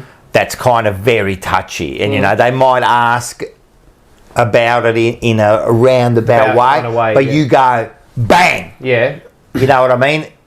All of a sudden, it's gonna turn them off you. That Paul Sebastiani, he's a prick. You know what I mean? You know what I mean? Like, I don't know what that question is. I suppose it depends what you value more. As a like from on my end, the way I write and the stories that I like to get, then the stories I like to write are about the game, are about the sport itself, like what's going on the field. The off-field stuff, I don't really... The question I'm asking is just... It has to be in... Those hard questions... It has to be in reporters' mind that be careful what you say, because it could... Some know. Some know. Some are just wired to get a reaction, and some are just wired to... They're just wired that way. And I suppose they're Can some of they the stop best. you coming in? They can. Yeah. Yeah, like the Dogs. Can they did stop with the Tom individual Morris. coming in? Yeah, if they want to. Yeah, they can. So is that on the back of your mind? For some journalists it is, for some it's not. Some don't care. Like Mick Warner's been very, very vocal about the AFL's, what would I say, hypocrisy and the way the governing body runs particular things. And he got his accreditation banned, but he doesn't care. Well, Yeah, he's had his accreditation. So what does he do now? Yeah, So he's one of the lead writers for the Herald Sun and has been for years. yeah. And wrote a book about the AFL, I think, what was it called, the Boys Club or something like that, where he was, you know, scathing on the AFL as an organisation, and he put a lot of people offside. People that were handing out the organisation that hands out media accreditation, you know. But what do you value more? Your journalistic integrity and you reaching and trying to find out the truth? Because the truth is not always nice, yeah? And sometimes you have to report things that are not nice. It's like you go into a press conference of a coach that's under pressure. What are you going to dilly-dally around the question? No, and or are you going to say, you know... And this is what I mean. Do you expect, you know, or do you ask him, do you expect to be in a job on Monday? You know? I can't remember who the journalist was. It might have been... Was it Nerily Meadows? Might have been Nerily Meadows. she was great, and Fox got rid of her. Yeah, I'm not too sure what happened. I think she's overseas. She went and worked for ESPN. I saw her on ESPN. I think it might have been when Nathan Buckley was under pressure, and she went into the press conference. I think, was it Nerily? It might have been her. Someone can correct me. No one can correct, because it was a private story. She told it it was one of these lectures, I think, at uni. Anyway, I'm certain it was her. Went into the press conference and had to ask Nathan Buckley about his job because he'd been under pressure. And I think she said, "Oh, sorry, I have to ask, but blah, blah, blah, blah, blah." And she felt bad, but she had to ask. It was her job. And then after the press conference, she went up to him and sort of like apologised. And Bucks said to her, he goes, no, he goes, "It's okay, I understand. You know, your job, right?" So she's only doing her job. So is she doing the wrong thing? No. Do you know what I mean? But she's also thinking, I've got to ask this, but I also, there's a human element. Yeah, I was about to say, that's a man, that's a person whose job is on the line, livelihood is on the line. You got to ask. And who am I to ask, because I'm not the man in the arena, am I? Yeah, I know, but see, she wanted to ask a question, but it was in the back of her... Of course it was, yeah. It was in the back of her mind, so she's not being real. Some people are wired like that. Some people aren't. You got to be ruthless. I feel like you have to be ruthless. Well, the coach has to be ruthless. Tom Morris Players have got to be ruthless. Tom Morris, he'll chase a story. Sam McClure will chase a story. Yeah. They're disliked by a lot of people, but they're liked by a lot of people. Yeah. A lot of people watch and listen to what they have to say. Well, same with Kane Corns, eh? You know, He's, he's getting a lot of people on side at the moment. Kane's a gentleman. Yeah. Kane's a gentleman. Yeah, he's got his hot takes, but we all do. Every experience I've had with him at work, whether it's personal or having to do stuff. Yeah. I think he's a smart man. He's an absolute gentleman. Yeah. Could not speak highly enough of him. I think he does a great job. Yeah, I've always liked the fact that he just speaks his mind. And Might not agree with exactly. it. Again, we're not going to agree with everything. It's fine. But he's putting himself out there, you know, and knowing that he's going to cop it on the other end. But you know what? He's got the balls to do it. And a lot of these people don't have the balls. Commentators like the Kane Corns, the ones who are on like every day. So you've got to make statements every day, man. You do. You've got to be saying Put the stuff. work in to be able to make. How many of them are right? Well, yeah, I mean, he puts in the work to come up with A lot of them, I'm not saying a lot of them, but there's a lot there that are wrong. He gets a lot of things that are wrong. Right. The thing is that if you do put yourself out there, you're going to get stuff wrong. Yeah. Of course, we all do. That's it. But we do that in all our jobs. Every job, like in life, you're just going to get things wrong. It's just that he's ballsy enough to do it on camera or on radio. And gets paid for and it. put his name to it. But when you do get it wrong, go back and say, okay, well, I made this statement. Yeah. What happened? How do I maybe not make that mistake going forward? Yeah. Like, what's the, you know? In saying that, I might have said something wrong last week that I'll fix up. What'd you say? About the vegetarians. No, you want to make a correction, do you? I will make a You're going to correction. make an apology. No, it's not an apology. It's a kind of a correction. I did say that they do use something in all soaps. Ooh. They do use it. It's called tallow. Okay. I found out, right? I went and looked it up. Tallow. It's tallow. And what it is it's an extract from cows and sheep is a lot. A lot of them, they crush all the skulls and then they get this and they use it in soaps, right? And it's like an oil they suck out of it. But I did find out that there are vegan products where they use like palm oil and coconut oil instead of that. But the doco I did see, they brought out these vegans to the farms to show them, and they didn't know they were using. And my thing is that I think there's a lot of vegans who use normal soap and think that it's not. You remember the agreement last week? What did I say? You said that if it wasn't true, that you'd be vegan for a week. I could be vegan for a week, I reckon. A week you can probably do. A week. Next time, we'll bring your mate in. A week's okay. Yeah. You should be able to. I do it for 40 days a year, fasting. Yeah. So, it's tough. It's not easy. No, I wouldn't be. Tell you what, a week and a half in, you start to get. You do no food. Yeah. No. I do. I'm pretty much. I am vegan, so no animal products. Oh, for a whole 40 days. Is it the 40 days 40 before? days. Is it Easter? Easter. Before that. Yeah, so you can do a nativity fast for Christmas as well, which is 40 days also.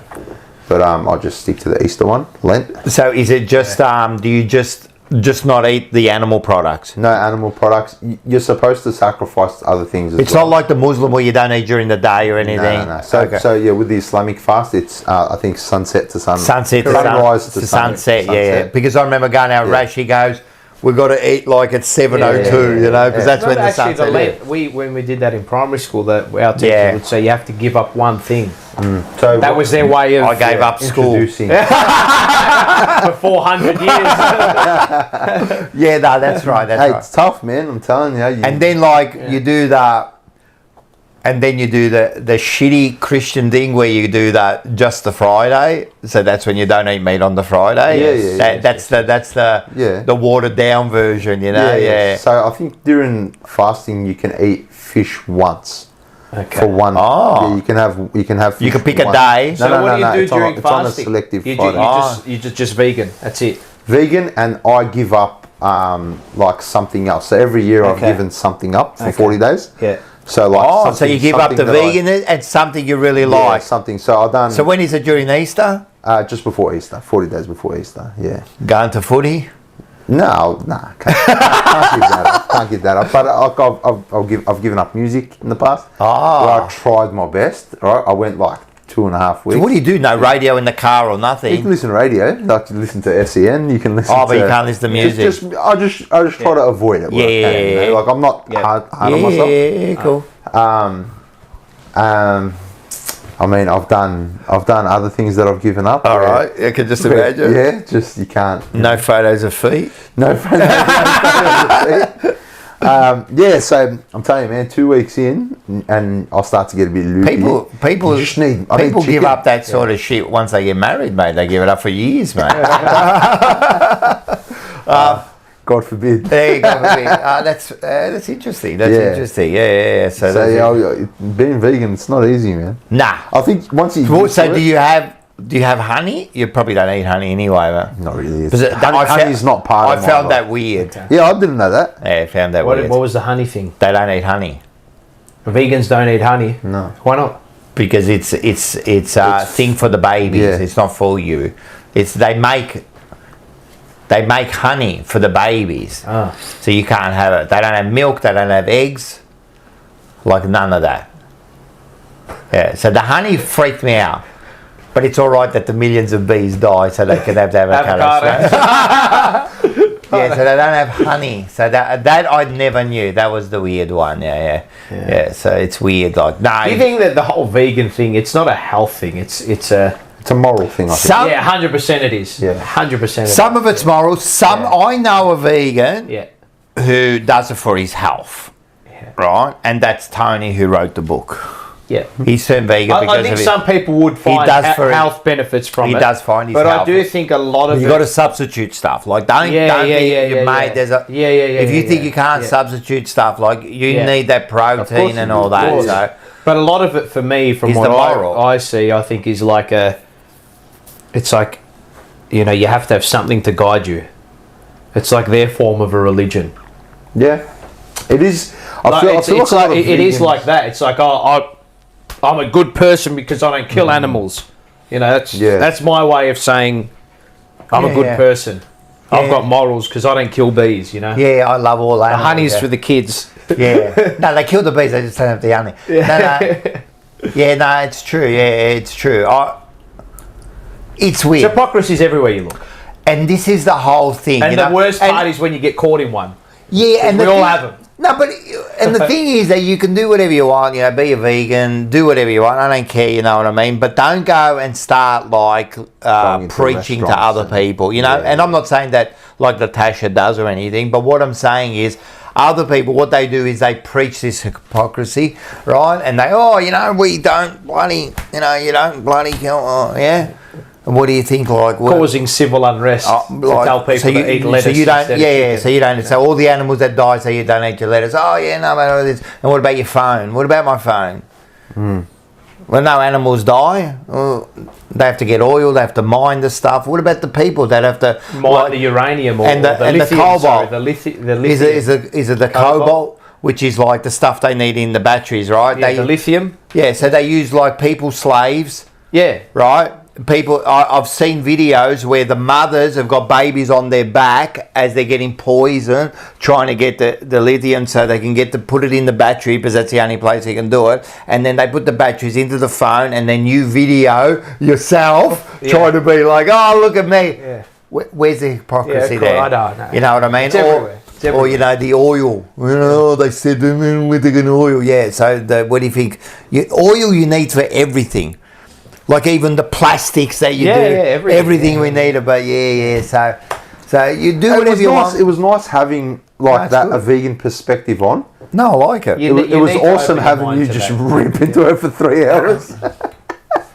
You know, like it's not the ripping. It's just like these are the facts I know. No, you got away, but because I'll tell you one thing. I'll tell you did his like volume levels go from there? Then to there, then to there, then to there. No, they didn't go high. They started there. Right, okay. There was no in between. They didn't go that high, but I think that you are a vegan. You are wrong. No, I never said you were wrong. What I did, I just stated, I spat out some facts. I'll tell you one thing. Again, protesters, you know, the activists, the real hardcores, they fucking OD me. Well, man. you know what? And I hate Nothing it. wrong with protesting. Can I bring something up? is. Can I bring something up? There is. And this is a touchy one. This is a There touchy is. one, right? Yeah, go. This is a very touchy one because we're not allowed to talk about the Israel community. But the government just fucking done a law, right, that prevents people from wearing masks and all that. Yeah, protests. At and stuff like protests, that. Yeah, right? correct. Okay. Oh, Fair enough. where? This government? Yeah. Victorian government. Yeah. So when you're at a protest, It was So you announced can't wear a today. mask. You can't cover your face. cover your face. but not long ago we had to wear the mask. Of course. But now a mask is anti-Semitism. So if you protest, Yeah. you So can't wear it's like you they- can't wear a mask. That's interesting. There was a synagogue that got burnt down last week. Horrible, right? I'm totally against that. Right? That's not a good thing. Whoever done it, burn in hell. Like you don't burn down a place of worship. You don't burn down anything. Yeah. Of course. Especially a place of worship. Of course. Right? That's just non-negotiable. I want to get something off my chest. That's what we're here for. Churches get vandalised and burnt down. Mosques have been burnt down. So many things have happened, and that like people aren't saying that it's Islamophobic, it's anti-Christian, but as soon as that synagogue burnt down, all of a sudden everybody, this anti-Semitism must stop. It's a media headline because it's what everybody's talking about. Yeah, It's cheap clicks. At the moment, for me. this is the main thing. Yeah. But it just It's like, you know, when they say, how could I say, what's the example? So you say, you know, there were kids killed here, there were kids killed there, there were kids killed there. But then, you care about the kids killed there, but you know, last week there were 60,000 slaves murdered in, or whatever it was. You know, how come you're not reporting about that? Yeah. Because it's not the end thing at the moment. It's an easy news headline that's going to generate clicks and generate revenue because it's in the cycle. Yeah. That's why. Yeah. Well, whereas if it wasn't in the cycle, you wouldn't hear about it. No one you hear about it. You wouldn't hear about it. it's really frustrating because anybody who speaks out against Israel is an anti-Semite. Yeah. And that's just not the case. At the moment, it's really bad. You got to be really careful what you say now. you can criticise and going government. back to what we're talking about, Because you criticise government doesn't mean that you're racist I will or whatever. never be careful criticising Israel. Never. So, like, for me, it's just, it blows my mind, the hypocrisy in the media when it comes to that coverage. Right? Again, I'm not saying I condone what happened. Obviously, it's wrong. But, like, fair reporting should exist, you know? Like, and it just doesn't. It just doesn't. Fair coverage, just natural. fair reporting. No, should it's be. just, but it's not the case. There's no integrity, you know? No, there isn't. So, just had to get that off my chest. And I know you feel strong about it because Yeah. we've talked about it before, and you definitely feel strong about it. Yeah, that region's just. Oh, it's cooked. Yeah, there's never gonna. It's never gonna be a. Well, far out. How long's it been that? Fucking thousands of years, isn't it? Nah, it's been Whatever since it is. probably 1940 something when Like the whole Middle East, though, is just like it's. it was great. I mean, like there's wars obviously, but You had Egypt, one of the greatest societies of all time. The Egyptian rule, yeah, you know, it's a messy Ottoman show, Empire, but the Ottoman Empire. yeah, You know, it's just something that really bothers me. You know, like the double standards in coverage, and you know the money thrown at the Jewish community by the government. We're in a housing crisis where you've got people who can't feed their families. One synagogue burns down, and hundreds of thousands, possibly millions of dollars, have been given to a community, which is already like a well-off community. Yeah. They don't need the handout. So I don't know, man. Whatever. wanted to comment, Mate, to get rat poison, all you got to start talking about it, What's and he he saying? starts, man. He Not starts. convinced of the argument, certainly complex I just think we shouldn't allow Islam in the West. Oh, here we go. What did he say we shouldn't allow in the West? Islam, I think, but he spelt it weirdly. Yeah, it's a it's an interesting topic, that. Yeah, I don't know, man. It's a topic that just frustrates me. You know, being Middle Eastern and you know, having to deal with that every day is like, man, the videos I watch are horrific every day. Every day we're watching videos of children dying, like victims of like these bombings. Yeah. You know, it's crazy. This is another one where this has almost become now.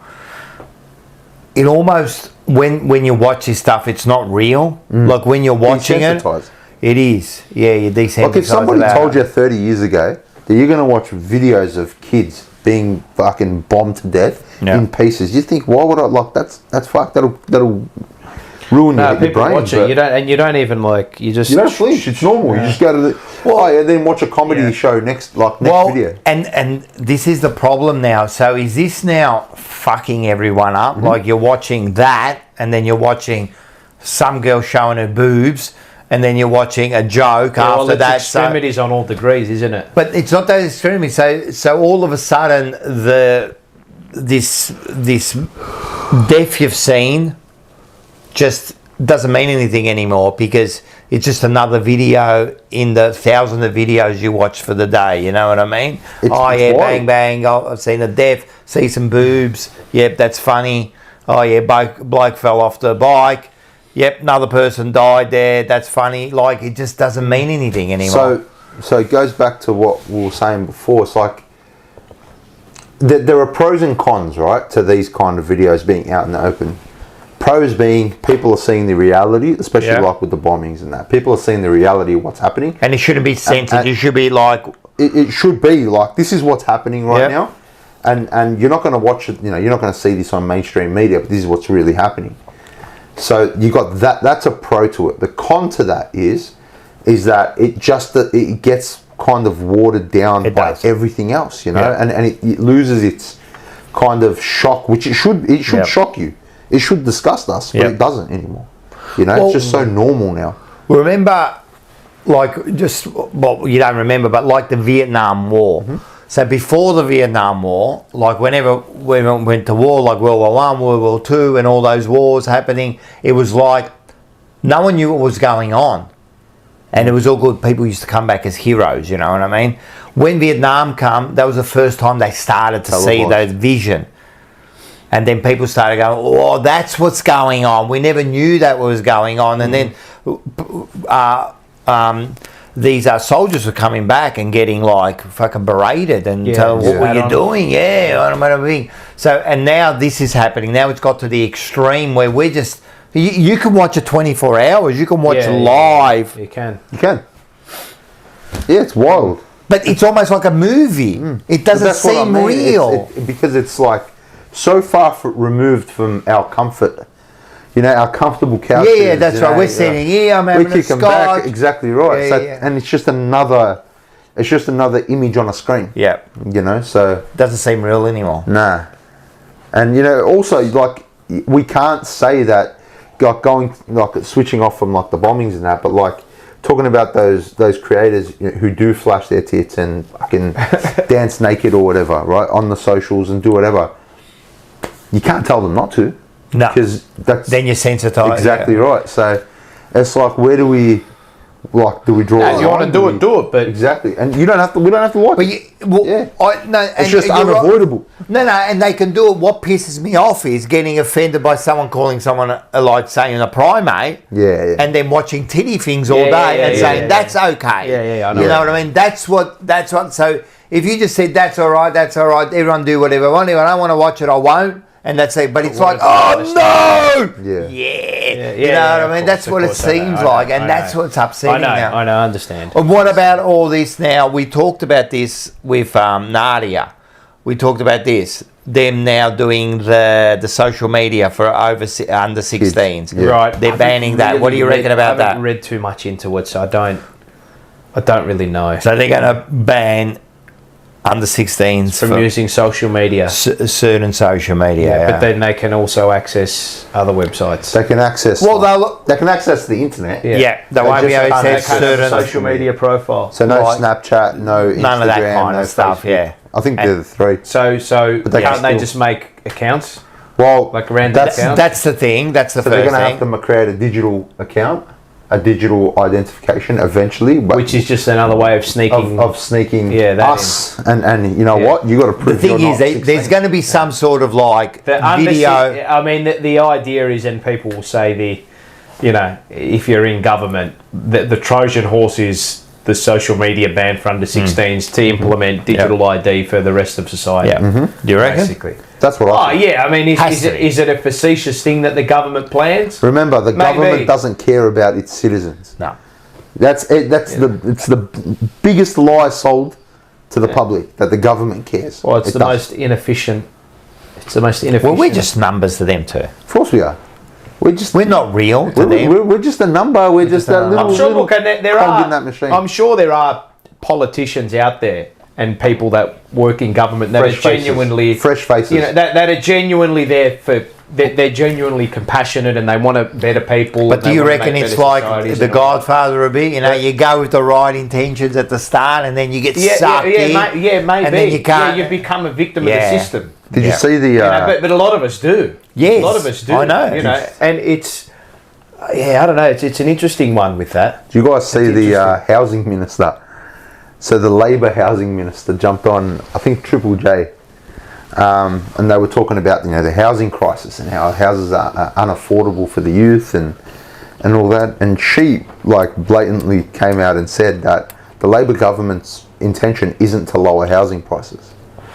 She said that. Mm-hmm. And you've got Jacinta Allen, the state leader, saying that Labor's working on trying to lower house prices.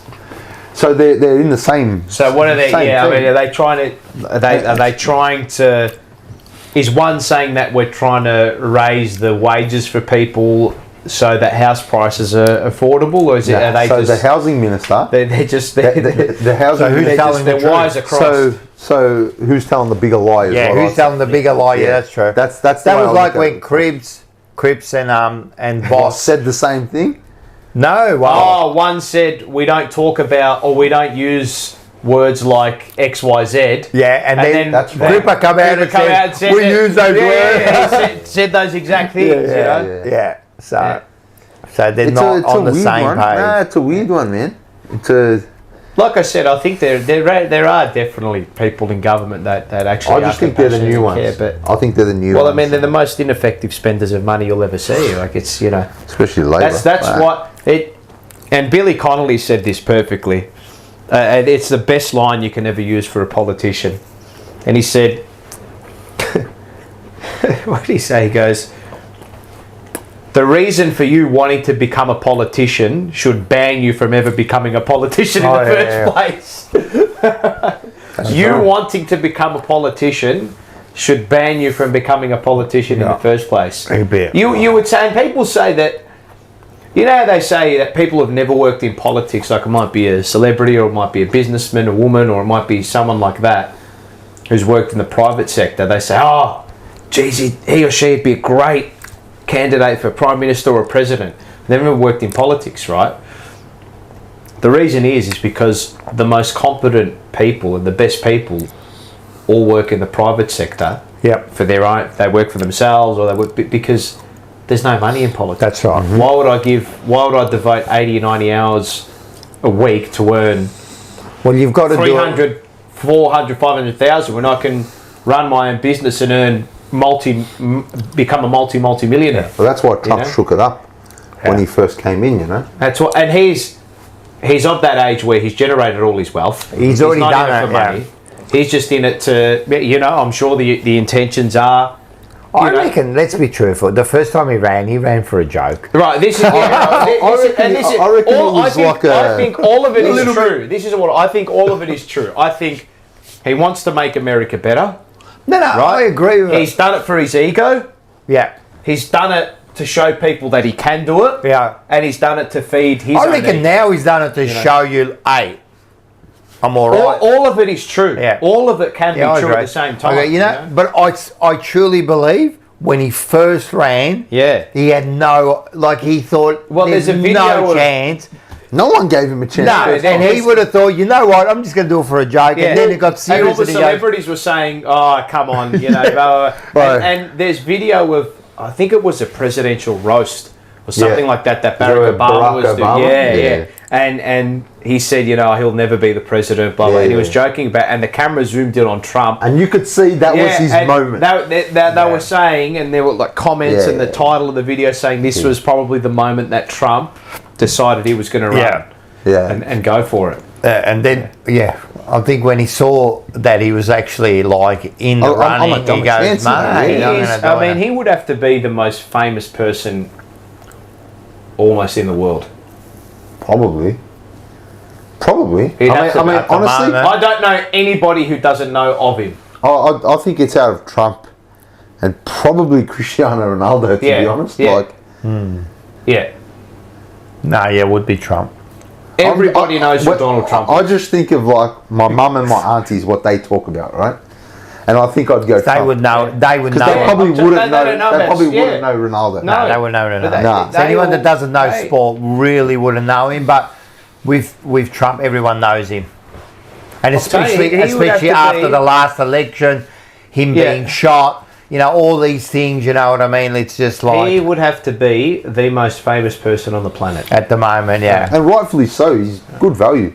I think he's hilarious. I think he's hilarious. The funniest thing I heard was, I think it was either one of the American comedians, and when he lost the election last time, he's going, man, he goes, it was 4 years of the greatest content. It's the worst thing that could happen to us.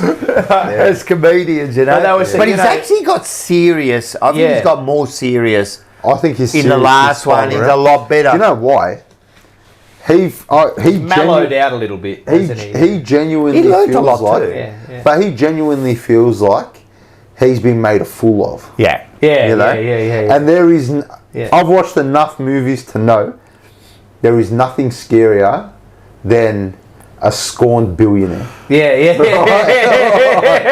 Like a billionaire with a chip on his shoulder that can do something about it. Is a scary prospect. 100%. Bro, and the fact that he's got Elon Musk on side, who's the richest man in the world.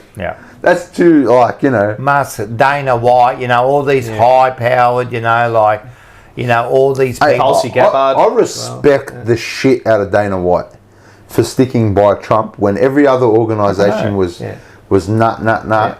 He said, hang on a sec, when I couldn't get a fucking venue to book us, Trump said, use my stadium. 100%, that's what happened. My venue. That's what happened. And mate, he's shown his loyalty so many years later. He did that with a lot of people. And that's a man. He's a businessman, he's done shady things.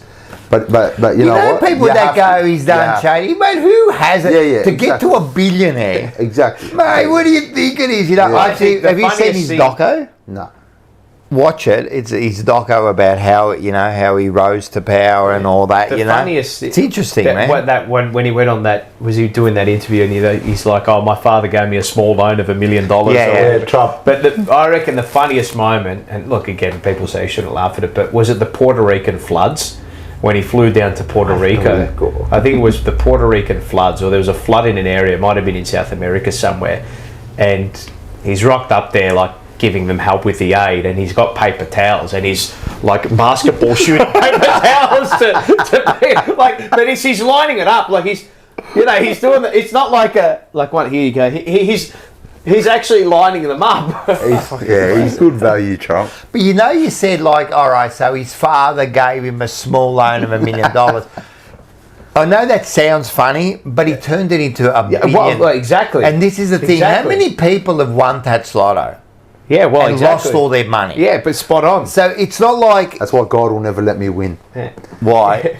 I know God will never let me win the lotto. Why? He knows what I'll do with it. He's saving you from yourself. From eternal damnation. He's saving you from yourself. We're just going to keep you humble, mate. We're going to keep you humble. Yeah. You stay in your bottle shop. That's it. That's funny, man. No. See, but that's the thing is that then you look at Biden and the bloke's, he's tranquilised. Yeah. But you know what's funny? After he lost or after he got better. Lost, mate, he looked like $1 million. Did you see when he bounced in?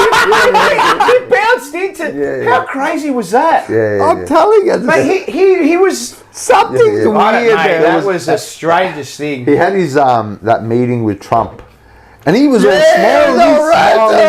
They reckon the male is that the wife voted the other way. I don't know how true that is. I don't know if that's true. But she wore a big red dress. Yeah, as well. she wore the red dress, which is weird. Apparently they're not. Well, the apparently, Bidens and the Harris. the Harris. yeah, apparently they do not see. Well, eye I heard that they don't see eye to eye. No. But what do we know? Can't see too. So, God, what was that? Oh, what was the show? Kill Tony. Have you seen the Kill Tony comedy show where the guy who does the Donald Trump impression?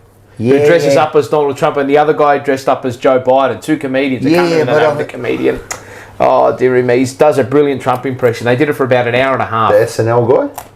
Yes. I think it's Alec Baldwin? Is that one of the Baldwins? No. Well, sorry, it wasn't SNL. Okay. It's a comedy show called Kill Tony. It's on YouTube. It's like millions of subscribers. It's brilliant. I've heard of it. So good. So good. Never heard of it.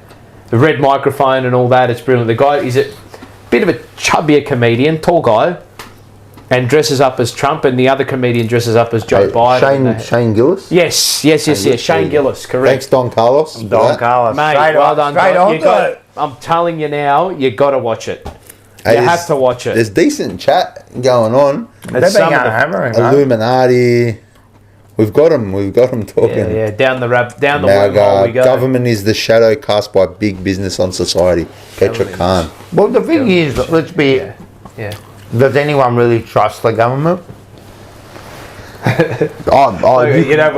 When Jesse Ventura was on The View and they were talking about like 9/11 and all that stuff, and one of the ladies goes, "Oh, don't we have to trust don't we have to trust our officials?" And Jesse Ventura's like, "Oh, trust our elected officials."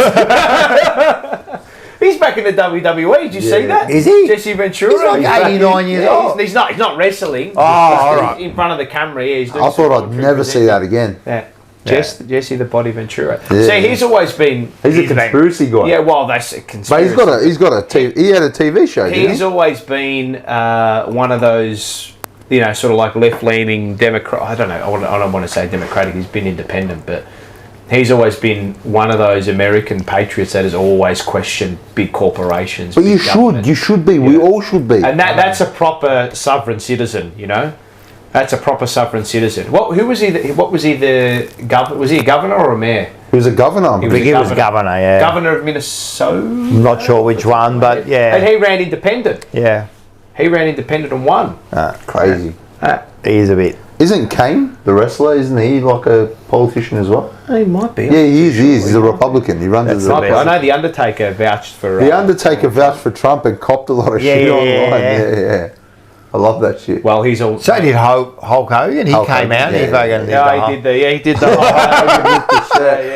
I'm telling you, American politics is a circus. Well, it's the only politics I watch. But it's a TV show. How naive are people when they say, "Oh, well, what's it got to do with us?" Everything that happens over there, it's everything to do with us. Mm-hmm. Everything. Absolutely. Everything. Absolutely. When I was in Thailand, it was all happening. So. That is, whether you like it or not, America is the most important country in the world. Of course. Does it? Whether you like it or not, they are the most important country in the world. When it comes to economies, business, jobs, all that kind of stuff, they are the most important country. Yeah, 100%. It is the most important country in the world. You know what's funny? When I was in Thailand, so this is, the whole election was happening. Man, I'm there like... I'm there watching it every day. Like I don't watch it politics. People are enamored by it. I loved it. I loved it, man. It was fascinating. But there I met like two Americans, right? Yeah. One Trump supporter and one anti-Trump supporter, right? Like we would have coffees in the morning with them because they're part of Bangkok Joe. Welcome to. See, I've always wondered. They're extreme, man. But are those who were see, a lot of those who were anti-Trump are actually not really for Biden. They're just anti-Trump. Yes. Yeah. That's all. Yeah. So it doesn't matter who goes. Yeah, you're exactly right. Yeah. They just don't like Trump. Yeah, and that's fair enough. But the Trump supporter, big Kiss fan, he only wore Kiss t-shirts. Love it. Right? And he had this, the number one Trump, and he'd walk around with it. And the anti-Trump, like they knew each other. Right, okay. So you'd get up and they were just like, you could just see, but you talk about passion with sport. Their passion with the Politics. Oh, Yeah, it's huge. and the winning and the losing. The biggest like, sport in America. Yeah. Do you know how much money was bet on it on the Betfair exchange? Like nearly $500 million. I made a killing. I made a killing. $500 million.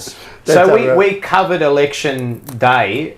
I was working SEN track, right? And we were covering election day on air because people had bet on it. People had bet. So we need to cover this because it's people have actually had a play. And people were texting through saying, Paul, what's going on? Is Trump winning? Is Trump? I go, yeah, he's probably going to win. He's probably going to win.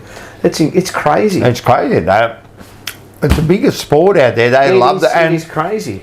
I was listening to some podcast talking about it, and they said it's very tribal. Like it's very sporting like. Yeah. When you're following either the Democrats or the teams. thing, they're teams, and when they're winning, like you're winning, you know what I mean? And it's not even about their policies and that anymore. Nah, it's about you winning. Yeah. I won. Yeah, we won. Yeah, it is. It is. You're just gonna get reamed in the ass. Yeah, but we won. That's all they And care. that's- You're going to have all your my rights position. stripped from you. Yeah. So that's my position on like things. I love Trump, right? Yeah. I love Trump, and I hated the other side, but I don't trust what Trump's going to bring. Yeah. You know what I mean? Like you like that caricature. yeah, You like that. exactly. That bravado, that alpha. But That I think that's what attracts us. he's to it. government. Yeah, He's government though. Like at the end of the day, he's government, and they don't give a fuck about us. And that's where I stand on the matter. Like it's just No, 100%, man. Yeah, it's a 100%. tough one. What about our government? Can you trust any of our government? nah, you can't. Zero, isn't it? No. Australia. Yeah. I just think we're dumb. Yeah, Well, we're nowhere Not near dumb, their but level. we're not. Everything. We're just subdued. But do you think, we were talking about this, and when I talked to this when George was here, I said, do you think it really matters who's in charge here? Do you think it really matters to To you? a point, at a local level, I would say. yeah. I'd say that the closer, the further you zoom in, council, local, maybe state, but once you Really doesn't they're matter. looking after global affairs. It's does it have an effect to you? That's what I mean. Does it really have an effect for the worker? At the end of the day? Like federal affects state, which then And if you say to me like, oh yeah, you might get it's a rebate here, and it's still not going to affect me, man. It really doesn't The make only a difference. time I think it really affected was when Howard brought in work choice, abolished unions, and created the work choice movement, which was the end of him. which stuffed him up as well. Yeah, but I mean, other than that, I can't really Maybe health, if they do something, but well, health should be state level anyway. yeah. I feel, right? I mean, funding from the federal, but health decisions should be made. Everything's at state level there in America, and it should be, I think, state level with health, and in my opinion, we've got the worst state government in Australia. I agree with that. That's my I completely opinion. agree with that. Yeah, I but think we need a big change. you're looking at like health system as well. So in America, there's no Medicare or anything like that. They have none of that. But they're so. The worst of the worst is horrible, and we'd never get something like that here, right? Yeah. But their best care is the best of the best. So they're at either end of the spectrum when it comes to the healthcare. Whereas here, we've got. I think our health system's pretty good. Look, if you're sick, man, you're going to get help. But we have agreed as a society that we're happy to pay a Medicare levy off our taxes. And that's how it should be. If I can go to the doctor tomorrow, I don't have to wait 24 hours 100%. if I've busted an ankle or whatever. And I think most people will be happy with that. As a society, we've deemed that to be okay. And I think that's right. Yeah. I think, with your taxes and that, we all get reamed with taxes, man, badly. I get reamed with taxes bad, right? But if good is done with it, I don't care. But the problem is that the inefficiency with which they spend that tax is the problem. And this is what gets you upset. That's the problem. That's what gets you upset. It's like how much you put all this money into infrastructure, There's still potholes everywhere. Yeah, and that's what you hear. Roads Or are if you terrible, hear, transport's horrible. if you hear some politicians been rorting it by taking helicopters or of something, course.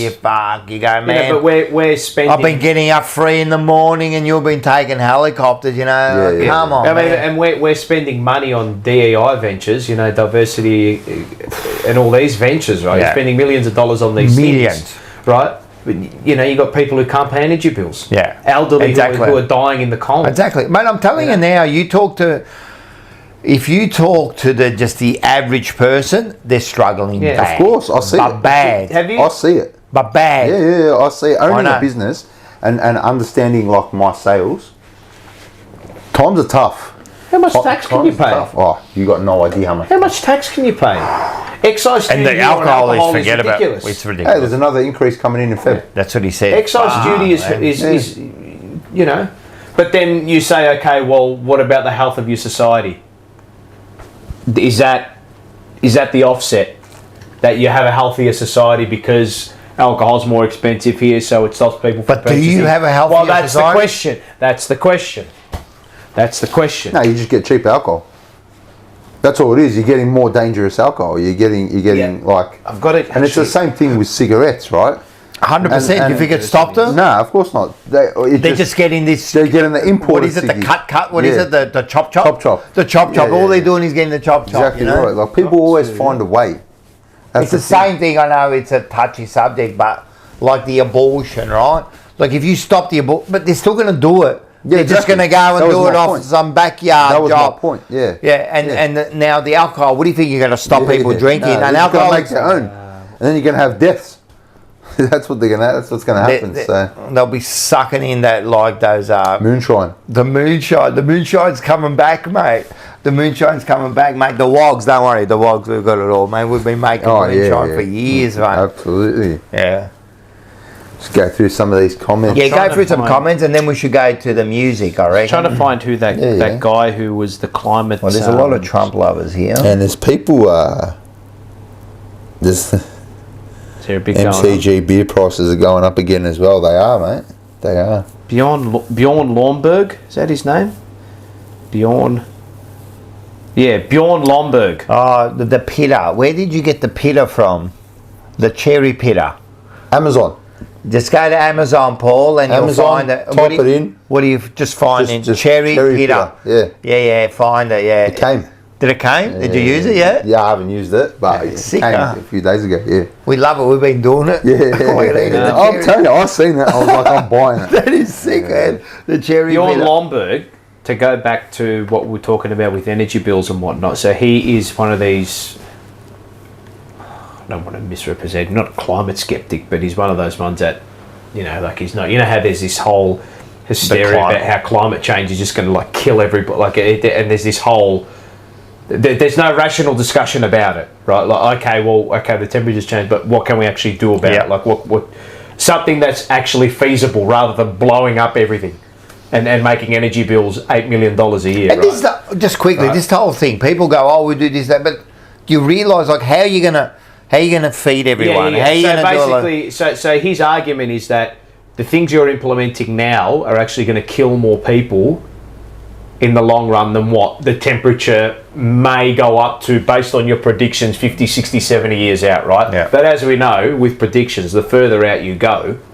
the more errors extrapolate. Yeah. So how can you base policy and decision on something that may or may not happen in 50, 60, That's right. 70, 80 years? That's right. With error, like how? You can't, right?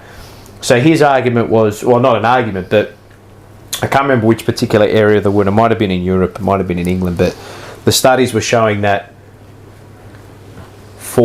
so energy bills going up means what? You don't run your heater for longer, you don't run your aircon for longer. Elderly people, for every drop of a degree or two in their home, they actually die at a higher rate. Shit. Because they can't. So the colder your home is, you don't get away viruses, flus, all that kind of 100%. stuff. So they get sick and they die. 100%. Right. So he found this out, obviously by doing the research. Yeah. So for all these people who come out and spout their moral virtue as to, I'm saving the planet, we have to save the planet, we have to get rid of oil, we have to get rid of the coal plants, we have to get rid of all of this, right? what they failed to realise is that what it's doing to energy bills is actually killing off elderly, right? And then this is not to scaremonger or anything, but these are just the facts.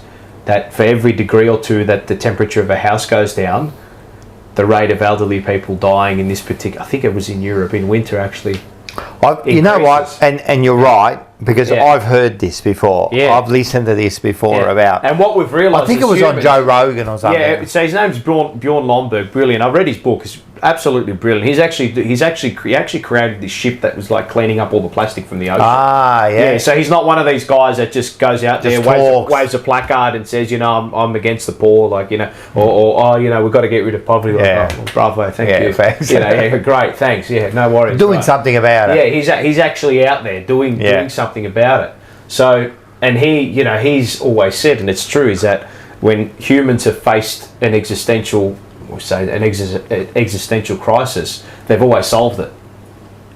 Of course. But through rational thinking, not through doom and gloom. Yeah. Yeah, 100%. And do you think, like with the elderly and that,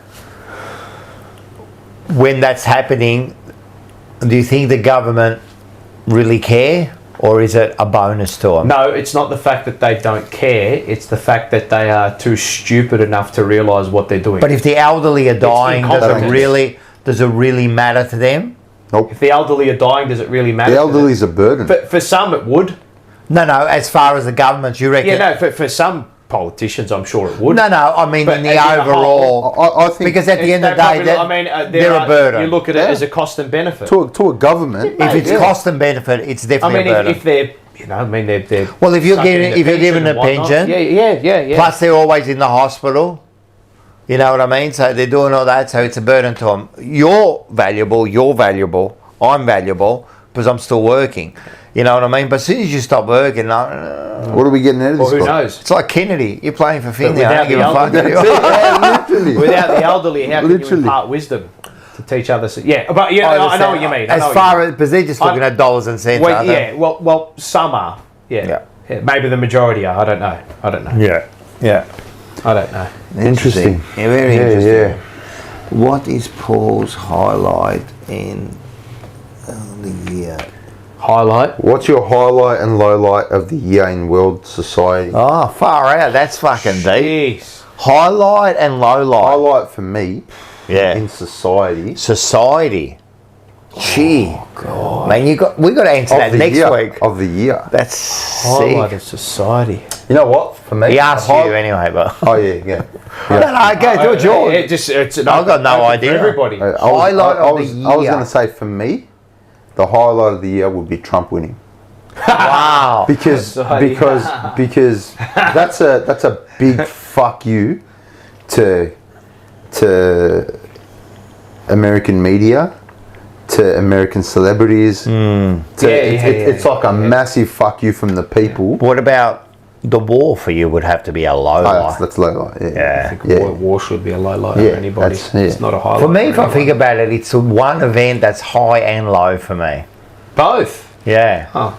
So Tyson fighting was the highlight, and then watching the fight was the low light. Okay, okay. Yeah. I love that just to think of him coming back, the whole build up, because I watched. I don't care what anyone says, greatest pound for pound boxer there ever was. Right, came in, I just loved it. It just was a thing. And then first round, that was Tyson. And then I saw something and I went, far out, they fucking set it up, man. It's not right. Yeah. They sucked everybody in. They sucked it all in. But I was happy to see him come back. Yeah, of course, he's a legend. Yeah, so that's probably my I think highlight. the walkout was the most impressive part, just seeing him Didn't he almost trip? with the eyes. Him walking into the arena, when the camera zoomed in, you could see his eyes. Did you guys see when he was in the rooms? The arse.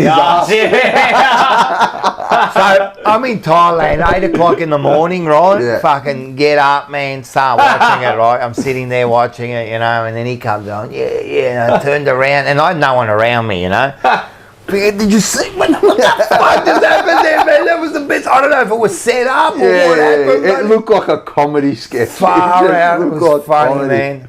Big shout out to Damo Watson from SEN. He just messaged me. He said he's enjoying the chat. Nice. He's tuned in, the great man. Damo Watson? Yeah, he's a good man, Damo. Watto. Is that what he's named? Yeah. Is he Watto? Damo. Is it Damo? Damo. No, he's Watto now. He's Watto now. Andy's the one that asked the question. Damo's the one that asked the question. Oh, there you go. Yeah. Oh, right. We should have realised it was a pretty intelligent question. Right, but you still haven't answered. What's yours? My highlight of society. For the year. Doesn't matter what it is, I suppose. Mine was a boxing match, man. Yeah. Yours was society. a president from another country winning. Highlight of society. Did we do anything this year that was like, Jeez, world breaking? We went backwards. I reckon we went backwards. I got no idea. The low light was 60-0. The low light of society. Don't do that to me. I need another drink, though. It's killing me. Low light of society. Ooh. Oh, mate, I'm going to have to... Think about it. You ever think? Let's go on to that. I was going to go to movies. The first thing, before we go on to that, last week's. Oh, how'd you go? So I listened to it, all 30 songs. Yeah, how'd you go? There's 30 songs. So I made him listen to, The Weeknd, the singer. Yes. So his first mixtapes. Okay, right.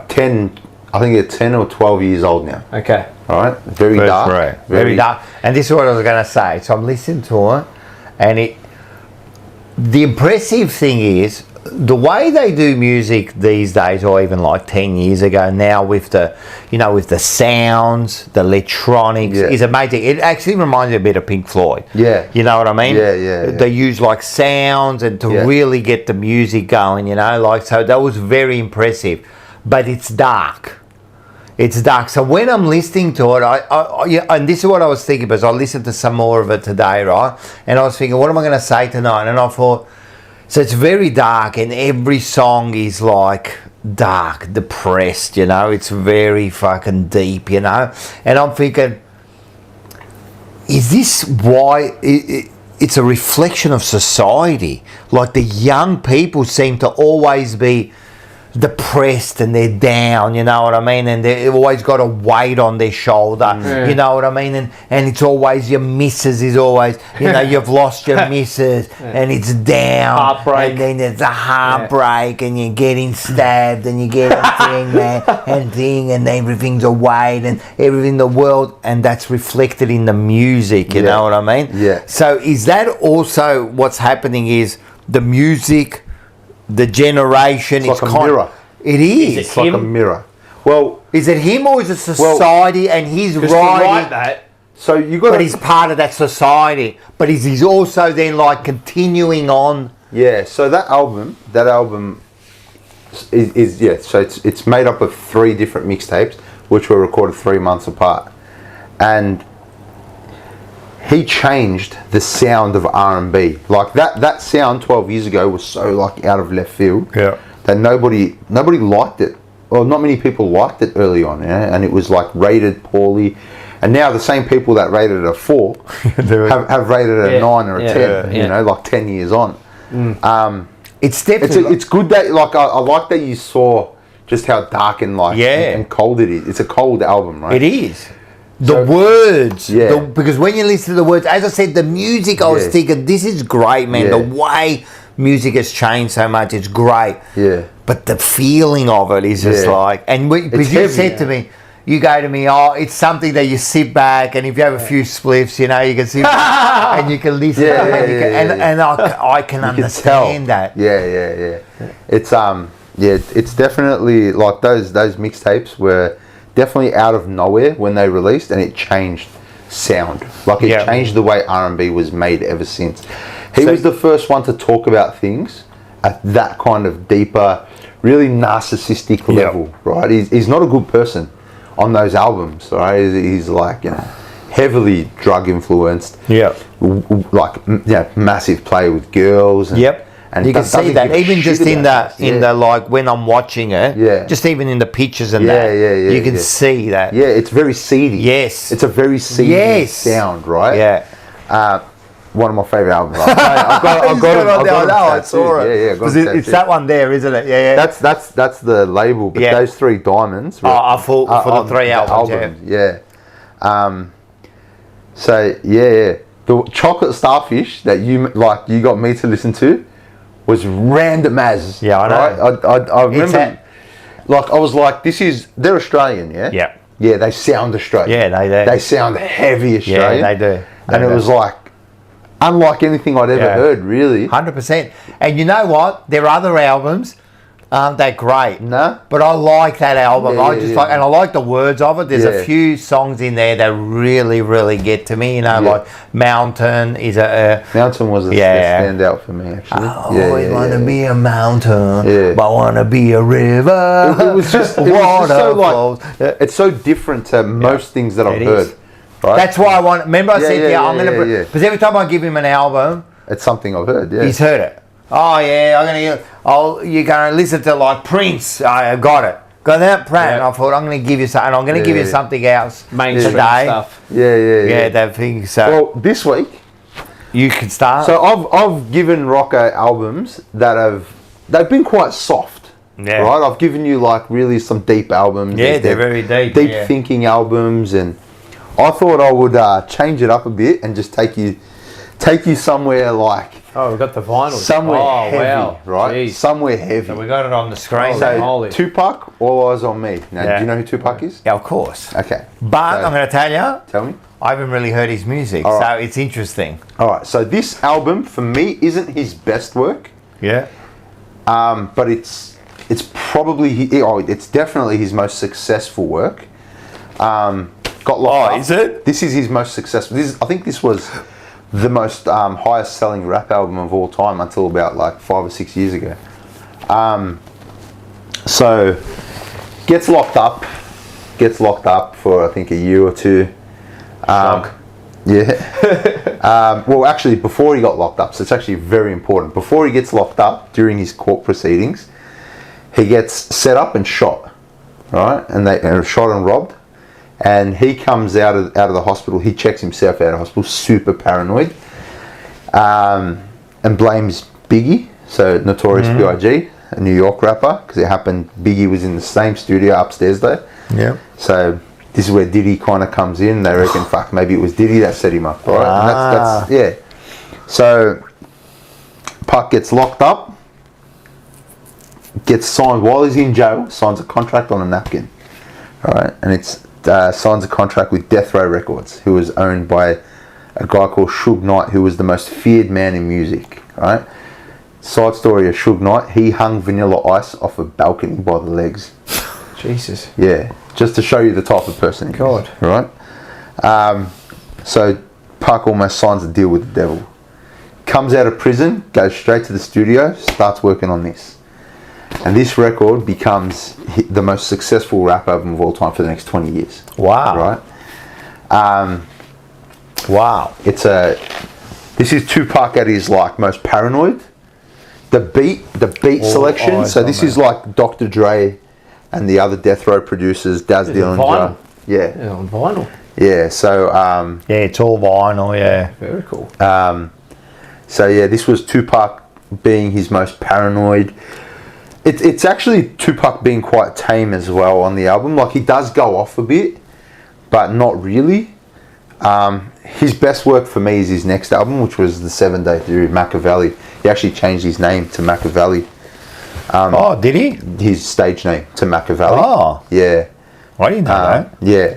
And then he releases the 7 Day Theory, which to me is his best work. But this album is like, if you are ever going to listen to hip hop or rap, this is the one. This is the album to listen to. What is the theory behind his murder and death? Well, so that always been So look, I think he's dead. No, he's dead. But there are people because they never found his. They didn't killer. Nah, so he gets into a punch on after a Tyson fight, and he belts some guy, and then there's one last photo of him and Suge Knight in the car, and 5 minutes later, Park's shot.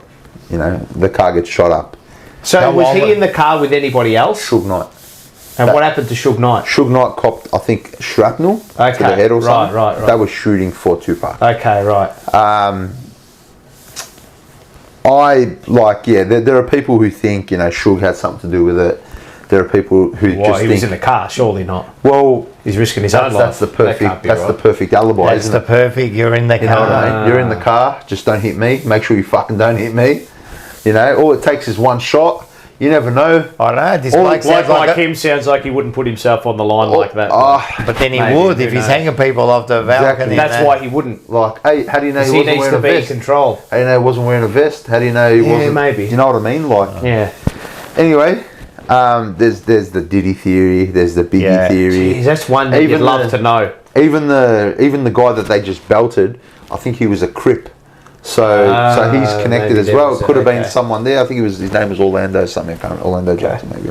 Can't remember. But yeah. So this album's got some absolute this is a sonic rap album. This is an album you can listen to loud and it'll G you up. All right. There are some hectic instrumentals on it. All right, that's cool because you've been giving me right down lately, right? This is up. I was thinking that they say when you're sad, you listen to the lyrics. You know what I was going to ask you? The melody. Yeah. Well, yeah, that's true too. You're right too. When you're sad, you listen to the lyrics, huh? Yeah. No, it's exactly what happens. Yeah.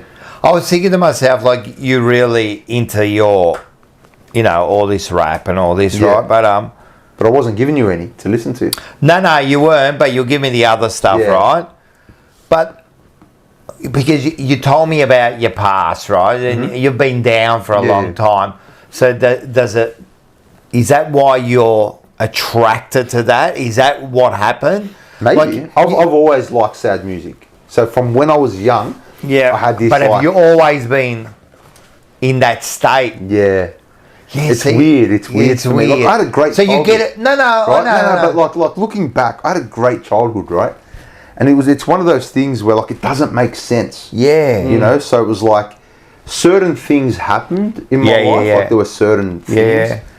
Yeah. And they could have affected you more than what you thought. Well, that's what happened. And you're probably only realising now. That's what happened. But then you get attracted to that stuff. But you just you like. Because a lot of the albums you've been given to me, as I said, they're really they're dark, they're deep. Yeah. Could be the frequency of the music as well. Yeah. Well, how it operates. It's funny you say that. So when I was really down, I used to listen to music at 432 hertz, just to hear a different frequency. Yeah. Right? Because even there's theories that the frequency that pop music is currently recorded on, it's not good for your brain. Really? It's not good, especially if you're young. It's not good for the development of your brain. Okay. So there are actual theories. I suppose that would explain a lot of what's happening at the moment. Yeah. Well, it's all like if you want to go down that rabbit hole, it's like hypnotism, but generational hypnotism, kind of. Interesting. I like it. All right, definitely. This is something to listen to while you're driving a train. No, I'm at the window smoking a dart. Do they have one? Did they have those on the trains? No, please. Bloody metro train when you go over the bump. The metro trains are that bloody old, I reckon. No, I don't listen to anything. You can't have electrical devices. No, you can't. That's right. Okay. So I don't do that. So mine's going to be completely different now. Talk to me. You know this bloke, 100%, but I want you to listen. Now, this isn't going to be a vinyl I want you to listen to. This is going to be, you're going to watch it on video. You're going to watch it? Like a concert video. A concert. It's like a concert, right? It's like a concert, but I believe... Like a concert. It's got me intrigued. Okay. Because I believe it's the best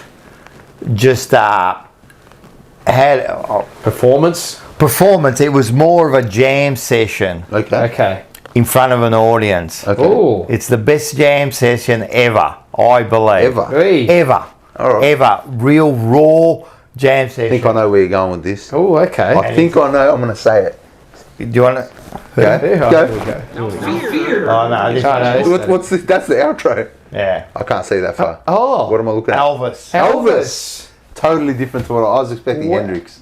Wow. Elvis. So Elvis, this is his 68 comeback special. So is this when they are around him? Yes. They're sitting around him? Yeah. 100%. Yeah. So the first thing is with this one here. Where can I watch this? Huh? Where can I watch this? On YouTube. Is it on YouTube? Yeah, yeah. Okay. So you can do two things, right? You can definitely watch that. And there's also a doco out at the moment of Elvis. It's on Netflix, right? And you can watch that, and they talk about this, right? I've seen the doco. I haven't watched it. Watch it, and I've then seen watch it. this. Now, it's what happened was in '68 he did this comeback. It was the first time on TV. Yep. He done this comeback, and it was a big stage show. But his only thing was, because with this Colonel Parker and that, he said he wanted, at the end of it, he wanted just this jam session with his band in front of the audience. And that's what he did. And that's the one you're talking about. Yes. Paul. Yes. He sits down, wearing the black leather. Yep. To me, when you think about Elvis, this is Elvis. Forget about when he got fat. And forget about in 50s when he first started. Yeah. This was the real Elvis, right? And it was his comeback. It was his comeback show, and he did this big theatrical, TV thing. And then he sat down with his guitar. He had his band, his original band around him, and they just jammed. Yeah. They just jammed. He was forgetting the words. Yeah. He was joking. The microphone was hitting the fucking the guitar as he was talking, and then in the middle of it, he'd be telling jokes. He's stopping halfway and going, "What's wrong with my lip?" Like he's doing like jokes. It was the real Elvis, because Elvis, I don't care what anyone says, probably one of the greatest ever, right? Yeah. But what happened with Elvis? He was the greatest, and then they manipulated him. They turned him into something he was never. And then that Colonel Parker come along. Who's Colonel Parker? So Colonel Parker become his manager. Okay. Correct. All right. So if you watch the Elvis movie with what's his name? Austin. What's the? Oh, Tom Hanks. Tom Hanks. Yeah. He plays Colonel Parker. He became his manager. Yeah. And what happened was he manipulated him. He just used him like a fucking workhorse, mate. He never left the States because of Colonel Parker. Yeah. He never travelled. Elvis Presley never did a concert outside of the States because of Colonel Parker, because he couldn't leave the States. So he convinced him not to go, and he did. His last 10 years were in Vegas. He would do like a show every night. They just wore him out. But what happened was, he become in the 50s. He just become a sensation. And first of all, they were stopping him. Like there was one time where he did a concert, he wasn't allowed, his hands weren't allowed to touch his body. They were filming him, and they had the cops there because they said it was erotic, Yeah. So it wasn't a real thing. And then gets called to the army, goes there for 2 years, comes back, was never the same. They changed him. He did a special with what's his name? The other Italian singer. What's his name? The one. Dean Martin. No, not Dean Martin, the other one. Sinatra. Comes in, and after that you could see him, he just was a little bit nicer. It was almost, they made him into this person. Got into the gospel and that. And what happened was, before that and after that, he got into the movies, and then they just used him in the movies. They just made him do these. Some of those movies were huge too. Hey, I actually at the start, and I've actually got this. I've got this one, blue. That was probably his biggest one, Blue Hawaii. I got the number plate. Yeah. But what happened at the end was, at the start they were really big, but then what they worked out was, do the movie, put out some songs. Right, in the movie, no matter, they all started sounding the same. The movies started being the same. They reckon he did 29 movies, and by the end of them, no one was watching them anymore. Right, they ruined him, and he always wanted to be a serious actor. He loved James Dean and that. They fucked him up, So then he went away, and then he started, and amazing enough, his 3 Grammys that he won were for gospel songs. Wow. Yeah, because he was. I didn't even know he did gospel. Yeah, real well. Huge. You know the song In the Ghetto? In the Ghetto, that's a gospel song, I think he won one for that. He come back in this 68, and when you watch his live, like when you watch the one where he just sits there, it's called, I think, the Black Leather sit down concert, and he just sits there and does it. It's the real fucking Elvis. His voice, He does it. He's just jamming. You could see in his face, man. When you watch it, you could see in his face, man. He's loving it. He's jamming with his mates. He's singing Blues Way Shoes, you know. He's singing all the songs. It was the most genuine concert I've seen of him, you know. And then they made him into that Vegas thing where he was a Vegas kind of star after that. So to me, it's the greatest jam session I've seen from an artist. Yeah, so interesting. Yeah, definitely I'll definitely watch it. His death was a tragedy. And this is why I watch this and tragedy. remember him as that. He came out in his black leather. He worked out because he was real nervous about the show. Yeah. He hasn't been on stage for years. He's doing these movies. Yeah. Right, he come out, man, he was fit, man. He had the black hair. He was in his 30s, man. He just looked perfect, mate. He was like his face. At the time, when he walked out on that stage, he was the most beautiful man on the earth. Yeah. Guaranteed, mate. And the charisma. And Priscilla Presley said that she'd been married with him for all those years, but she'd never seen him perform. Right. And when she was at the concert, she was sitting up in the box and she looked at him come out, and everyone's going crazy and that at him, right? She looked at him and she goes,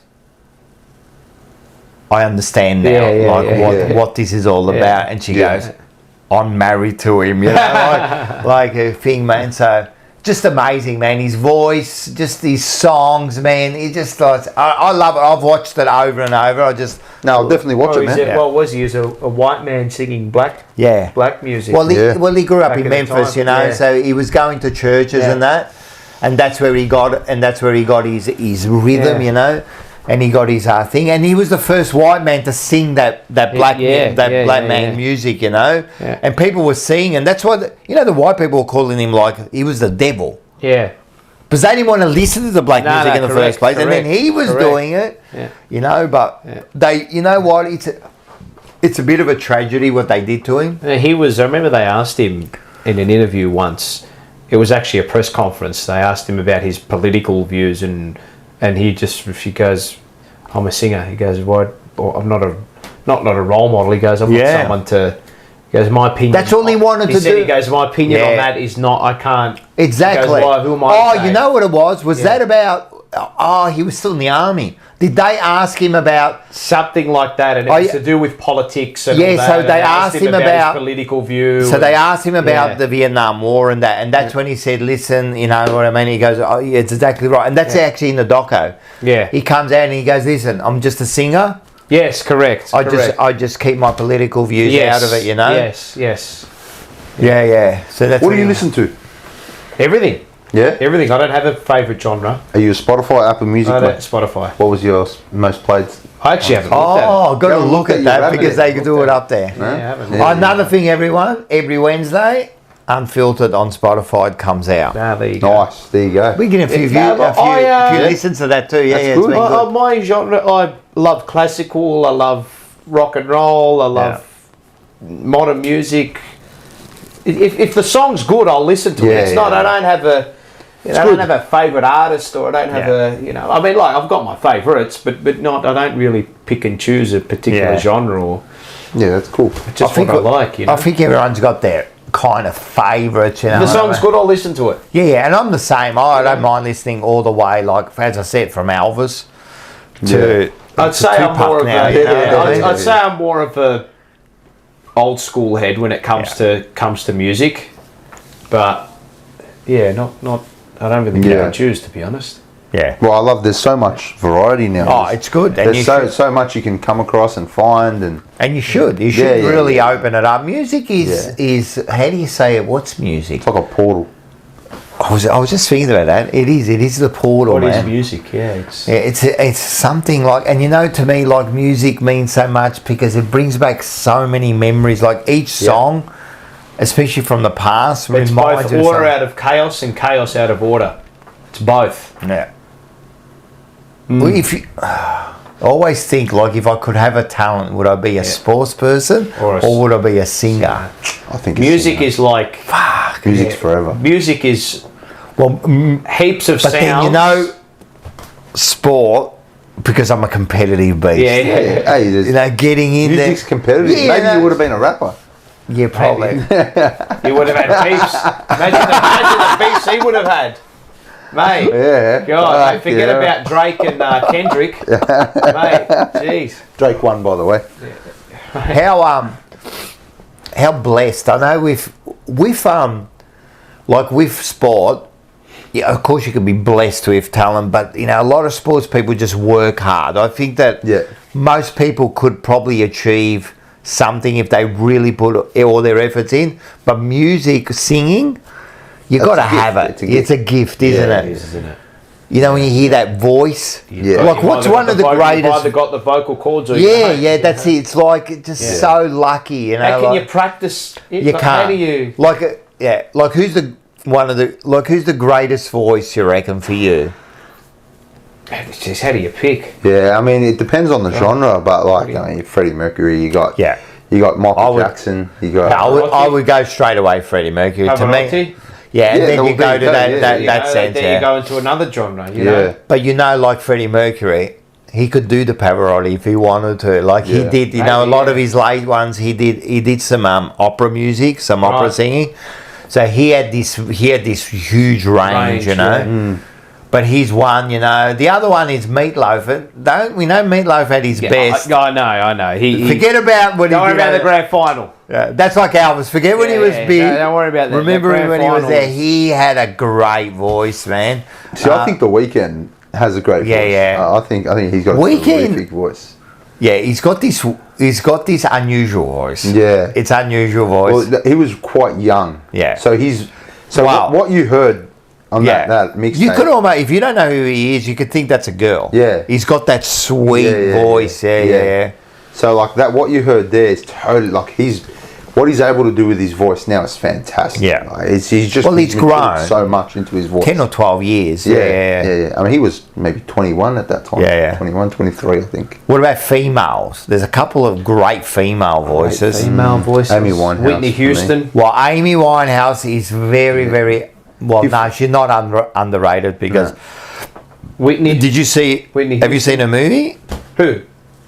Amy Winehouse. No, I haven't. Watch it. It's called... How old was she when she died? Like 27. 27. Fucking waste, man. She was great. she had a lot of. But Adele has got Adele's got a fantastic voice. Celine Dion. Yeah, Celine Dion. But the other one to me, she's dead now too, is Whitney Houston. Yeah, Whitney Houston. She had a tragic end. In the past. Bobby Brown. Yeah. You know, one of my favorite. Fuck, what a waste. One of my favorite albums ever, rap albums. It's an album by a guy called Pusha T. Kanye, so Pusha T was signed to Kanye's label.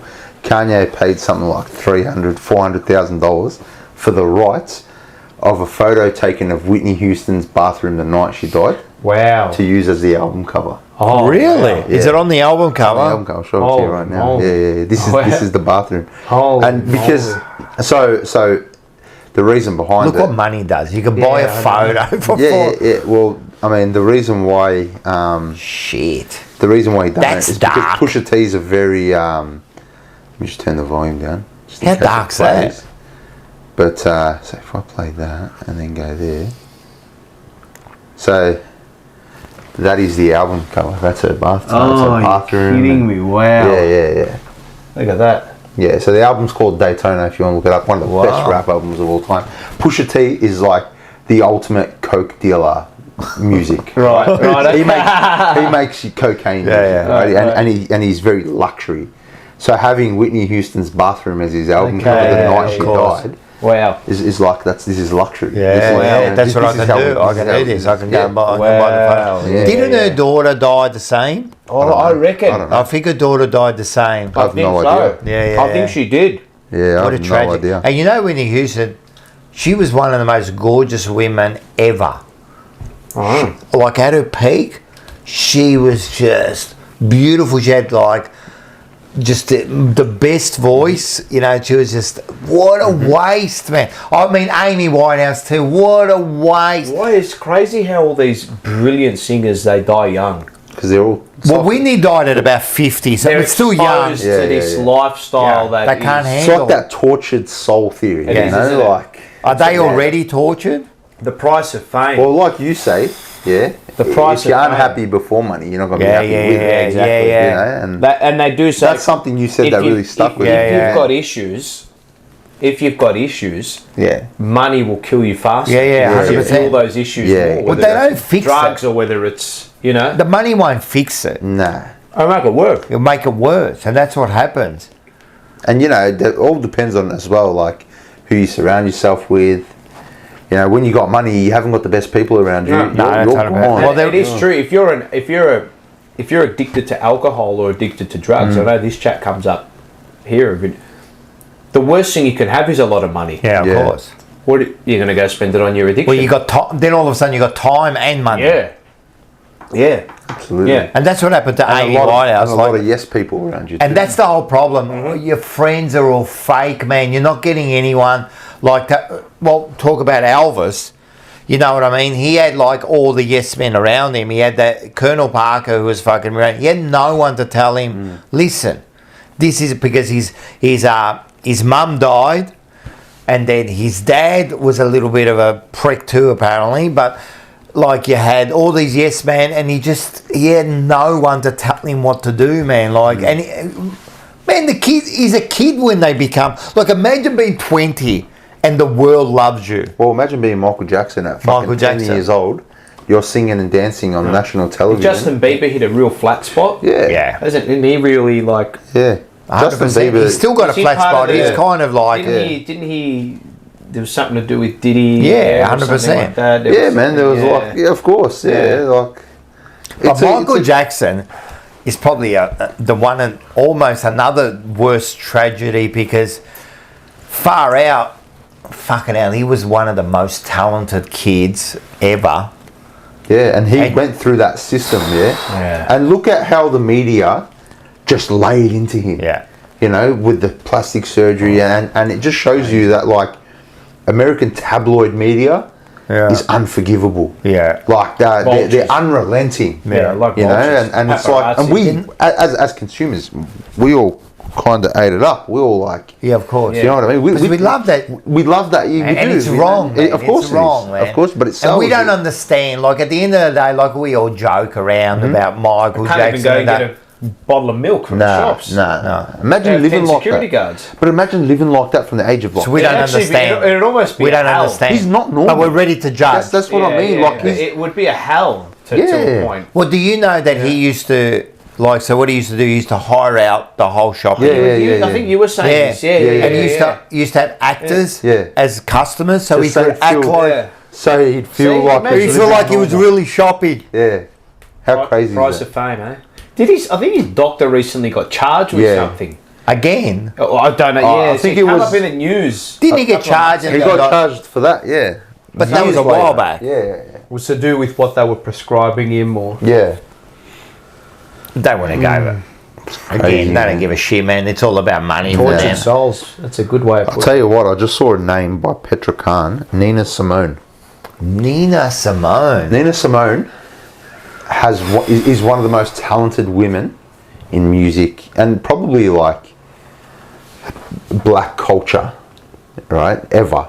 She has a I don't know who Nina Simone is. look her up. She's one of the most talented. Is she alive? women. I don't know if she's still alive. I don't think so. She was making music in the 60s and 70s. Okay. But about Yeah. Aretha Franklin. Aretha Franklin as well. Yeah. She passed away recently, didn't she? Yeah. Yeah. Well, she had a strong voice. Just Dolly Parton. Yeah, she's still going. She's still going. Right. She. I know what you're thinking straight away. As soon as said Dolly Parton, Tits. big tits, mate. She was good. Her and Willie, was it Willie Nelson or no? Billy Ray Cyrus. No. Isn't that the? Aren't they related or something? Yeah, she's the godmother of Miley. Miley. That's right. Yeah. Yeah. What's happened to her? Yeah, she's still around. Wasn't she married, or she was married She's a to weirdo. Hemsworth, the Aussie? Nina Simone died in 03. Oh yeah. Wasn't she married to Hemsworth, or they were engaged or something? I don't know. I think she was. Was she? And then they. But she's also another one. Like, you think like we bag her, but she grew up Yeah. under the shadow of Billy Ray Cyrus. When he did the Achy Breaky Arm, mate, Is he a was one-hit wonder? Oh, yeah, I think to us he is, Yeah, but yeah. to the country singers, Yeah, okay. he had a lot of hits. Yeah. They loved him, but that was, of course, the big hit. That was a crossover hit. Yeah. Yeah. I don't know much about him. Nah. Tell you what, there's a song by Nina Simone. I just had to look it up. It's called "Strange Fruit." You want an emotional song? Yeah? Listen to that. Strange Fruit. Fruit. Strange Fruit That tonight. rules me out. I won't listen to that. That's perfect for you. Strange Fruit. So it's actually a song about you know how they used to hang them back in the day on the trees publicly, and that's what it's about. Oh. And it's wow. it's a heavy song. Wow, what a name of a strange fruit. That's deep. Yeah. Whoa. Yeah, that is that. And it's a very it's a song that makes you like kind of. It's one of those songs that transports you. The If anyone's words? watching, the words, her voice. Oh, yeah. Fuck, I'm hanging out. Strange The music, fruit. it is. I'll tell you now, it's one of the Public hangings off a tree. yeah, it's one of the most like heavy songs, and for its time as well. Like, That's crazy. yeah, I mean, if What a- anyone's what a- heard of it in the chat, What a deep, it's it's smart way of. yeah. So have you heard that. "Blood on the Leaves" by Kanye West at all? No. Okay, I don't think because so. he samples that. Okay. Yeah. Oh, does he? He samples it, but he samples it in a song that like has nothing to do with that kind of thing. Oh, really? It's just his ability to find that sample and use it for that I instrument. like this. I like how you're getting me into this kind of stuff. Yeah, It's unusual. I tell you, "Strange Fruit," Nina Simone, that'll Tina. blow your mind. Kenny Rogers, that was Kenny Rogers and Dolly Parton. Yeah. Did Kenny Rogers, he sang The Gambler? Is that his song? I Yep. think? Yeah, Yeah. he sang The Yeah. It's a Gambler, top song. It's a great song. You gotta know when to hold it. You just love that song. What a song. It's a sick song, man.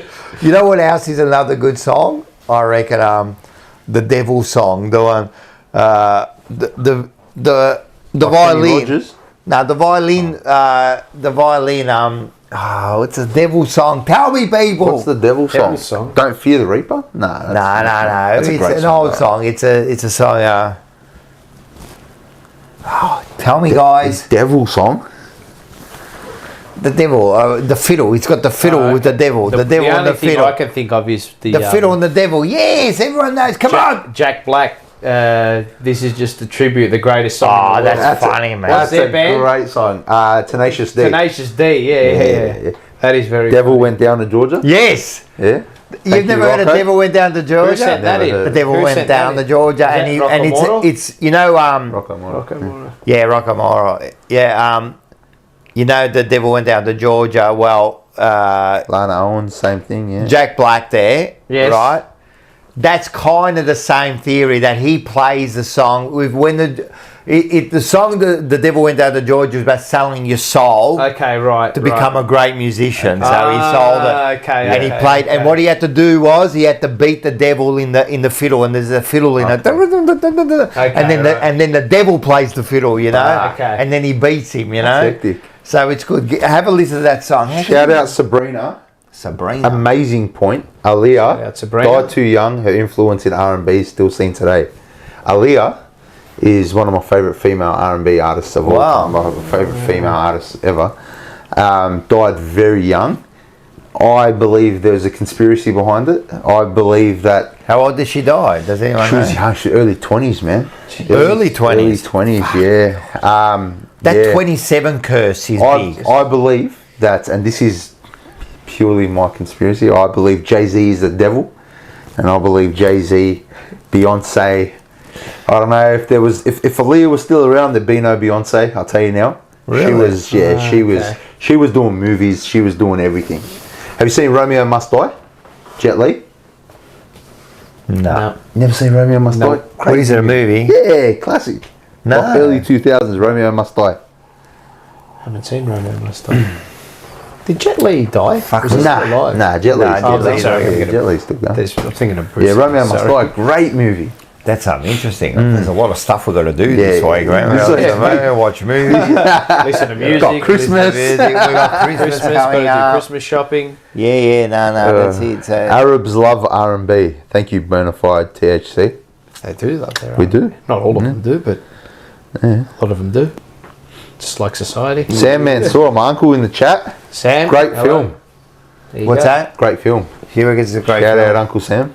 Oh, yeah, Uncle Sam's always there, isn't he? Yeah, he loves it. Yeah, so that's it. So this has been, we're getting on to 12 o'clock. Is it really 12 Goes o'clock? so quick. Yeah. It goes so quick, man. What do you reckon about this show so far? It's a lot of fun, mate. We're just talking absolute rot for think 3 so. hours. I think it's got a lot of Love potential, it. this show, and just a lot of just talking, just get in there and having a chat, you know what I mean? Oh, And it's all a lot of, unfiltered. I noticed a few people at the start or near the middle are going, oh, let's talk about like, how's the pre-season, and going, it's not about that. You know, The pre-season, you know what I mean? Like, we could talk about that another time, you know, so... It's nice to... That's for another show. It's nice to disassociate from footy, you know, and we always seem to. There's always a crave little over- bit, because it's in our... because it's part of our, you know, it's part of our conversation. It's Part of the Yeah, conversation. of course. So That's when it. you catch up with mates, you talk about 100%. bullshit. DNA. And that's As soon as- what we're doing. We're just a No, bunch of 100%. mates just It's something different. Just have a bit of a chat. And you know what? Lately, I think we've talked a lot about like personal stuff, depression, Yeah. and that. And a few people have written comments and sent Yeah. personal messages saying that it's really great that, you know, like that we've talked about these things. So hopefully it's helped a few people. So Yeah. So make sure, I don't know if we're going to do a show next week, guys, because it's Christmas and Yeah. that. We were going to do We've got one some stuff- Monday, but some we've got some stuff stuff on. But Yep, fair we'll enough. come back the week after, huh? Yeah, I'm in. Before I just- New Year. Before We'll New Year's, we'll show. do a New Year's show. Yeah, We'll absolutely. do a big New Year's Yeah. show. We might do something special. I don't know. Let's Maybe work we'll it out. bring the 4 chairs back. And I'll we bring can some have- fireworks and let them off in Yeah, here. we'll do fireworks. We could do the fireworks. Yeah, we'll do something. So we'll do that. I was just going to say, yeah, get the 4 chairs going, mate. that'd be something. Liking the what's this? Oh, Lana's not liking the clown. Oh, you What talking? clown? The Joker. Oh, the Joker. That's the Joker, mate. That's my favourite painting. That one. That is. We love the Joker, mate. Yeah. The Joker's the best, mate. Absolutely. Yeah. So we'll get back. Make sure everyone follow us. Follow, like, subscribe. Like, subscribe. So everyone's been asking about the 24-hour show. We are still going to do it, but We just don't know when. yeah, well, no, it's going to be in the new year. It'll be. I reckon it'll be late January, early February. I reckon. When time permits. Late January, early February. We'll make a date and we'll get our weekend done. Yeah. So we've been caught up with. You went away. I went away. Mars Everyone went away. went away. Everyone went away, and then we got caught up, and now it's Christmas. But we'll definitely get it done before the new season. Yep. We've also got a live show we're going to organise, a live stage show. So get ready for that announcement. There's heaps of stuff going on, and that's it. Yeah, make sure you get onto TikTok. Rocco and Andy Unfiltered. Yeah, Rocco and Andy Unfiltered. We've been putting out some clips. Hope everyone's been enjoying. If you haven't subscribed, subscribe to the channel too. subscribe to Hit the channel like button. and Monday Blues, both of us. Monday Blues. Go on, jump What are a you fun. Go on. What are you boys doing? Yeah, we're just chilling at the moment, man. okay. Waiting for the season to start. Yeah, okay. As I said, like we were talking before, man, Yeah. like with the footy and that, like yeah, it's all good and people like love it every minute, but I You need need a to break switch from off, it. yeah. And it really doesn't matter, you know, like Kerno's having surgery, this and that, like it doesn't matter. We had this chat earlier. Yeah, and I know Rocco like, doesn't care. Not doesn't care. Rocco doesn't stress. I care, but I push it aside. Yeah, like I yeah. just push What it can you aside. do? I haven't learnt to push it What aside can you yet. do? That's the way I look just at it. I just rage at the football Yeah, I club know. for about a day and then I'm alright. Trust It's, me. Behind doors, I'm raging. Man. I just want to win too, man. Like I'm looking at Love everything it. and I'm thinking to myself, fuck, you know, like it's could be our year, man. Could be our year. Has to be our year. Heard that Has to one be. before. Has to be our year. It's got to be Has to be. The windows. Change the narrative from could be our year to to has to be our year. 100% should be our It year. should be our year, man. This is it. We should be. You know, like well, we said we weren't going to talk about footy, but like a few years ago, you know, you're starting to rebuild. But now we're getting to the stage like the third year of kind of making finals. You're starting to get into that real. You say you're in that window, but I think now we're getting into that real window. Like we're starting to kind of climb in. We're building it right. If you look at the other clubs, they take 3 years, 4 years before always been in finals. this is where we're at now, and this is what we've got to be thinking, man. I've switched off, but I'm switched on to Arsenal at the moment, kind of racking my head over them. You switched off, right? But you went to the... Right? Yeah. We could be doing a little better, but But you switched off, but you went to the training stuff. They're the only you know two more than me about it. I know. I seen you You're gonna laugh. I seen you talking about it. You know a fair bit about what's I actually going did a Monday show while I was in London. Did you? Like an idiot. Yeah. That's fantastic. And you're gonna laugh. Like, When we were, it's actually funny, on the way back from London, my mate who I do the podcast with at work, the Untitled Blues Pod at work at SEN with Nick Negrapon, a shout out to him. He wrote the article about Andrew Russell, because Andrew Russell was on air with Sammy Edmund at work. Oh, was he? Talking about his time at Carlton and what was going on. I think I saw clips of that. He wrote an article about it, and in the plane, I connected to the Wi-Fi in the plane on the way back, right? And like a few people had sent me the article, right? And I messaged Nick. I go, can you? Because on the plane, you can get Wi-Fi that's free, but you can only see text. You can't actually see images. You can't open them up. Yeah, you can't click links. Fucking hell. So I said, can you copy and paste the article and put it into my messenger, right? Fair enough. So I'm 40,000 feet in the air, halfway across the world, and I'm still worried about Carlton, Andrew. I can't get away from it. Can't get away from it. That's in our blood. Can't get away from it. Don't get me wrong. Like I say, I don't care. Like I'm over in Thailand. Yeah. And I'm looking at articles slowly, you know. And I did show one thing. The last thing I'll say about Carlton before 2025 kicks in, I did show Lee. I showed him the Carlton Melbourne game, the 2023 semi-final. Yeah, he sat down and he goes, no, he goes, yeah, and he watched a bit of the jumper punch as well. He goes, no, he goes, I want to sit down, and he had his cup of tea and he was. Oh, did he? Yeah. Oh, why did he put that there? Yeah. Like, why do they have him here? Like, what's this? What's that? That's awesome. And he couldn't. One thing I will say, as much as I love the football and how I'm enamoured by it over there, the Premier League, he was in shock as to how loud and how many people were at the game. Well, that Melbourne game was the stadium. Yeah, he was in awe. When that final was firing. Yeah, and he would ask me, like when we talk about Aussie rules, he would ask me and say, he'd ask about the crowds, and I told him about the comparison between like opposition fans sitting next to each other. But I said, Carlton games at the MCG. Obviously, he knows the MCG because he's a mad cricket man. I said Carlton games. Of course, he is England. Yeah. They're getting actually just quietly just reamed by New Zealand. Just reamed. They won the series. Yeah, England won the series 2-1. Yeah. But the last one they got smashed. Yeah. So. He was. I said to him, we get about like at MCG, we'll get over 70 to 75,000 plus regularly to a game. That's regular. Yeah. Really? Yeah. Yeah. You were saying before about like the English. They're just different. I think we're just as passionate, but we're controlled more. We are controlled. We haven't got that. Like that. They got that aggression, but we are just as passionate. Come on, man. I don't know. I think we are. I'll say. You can't. I'll say we've. I'm not saying that. Comparing the two, I'm not saying that our passion is nowhere near their level, right? I would say it is somewhere near it, but over there, they've got. Yeah, it's been professional for longer, and it's the world game.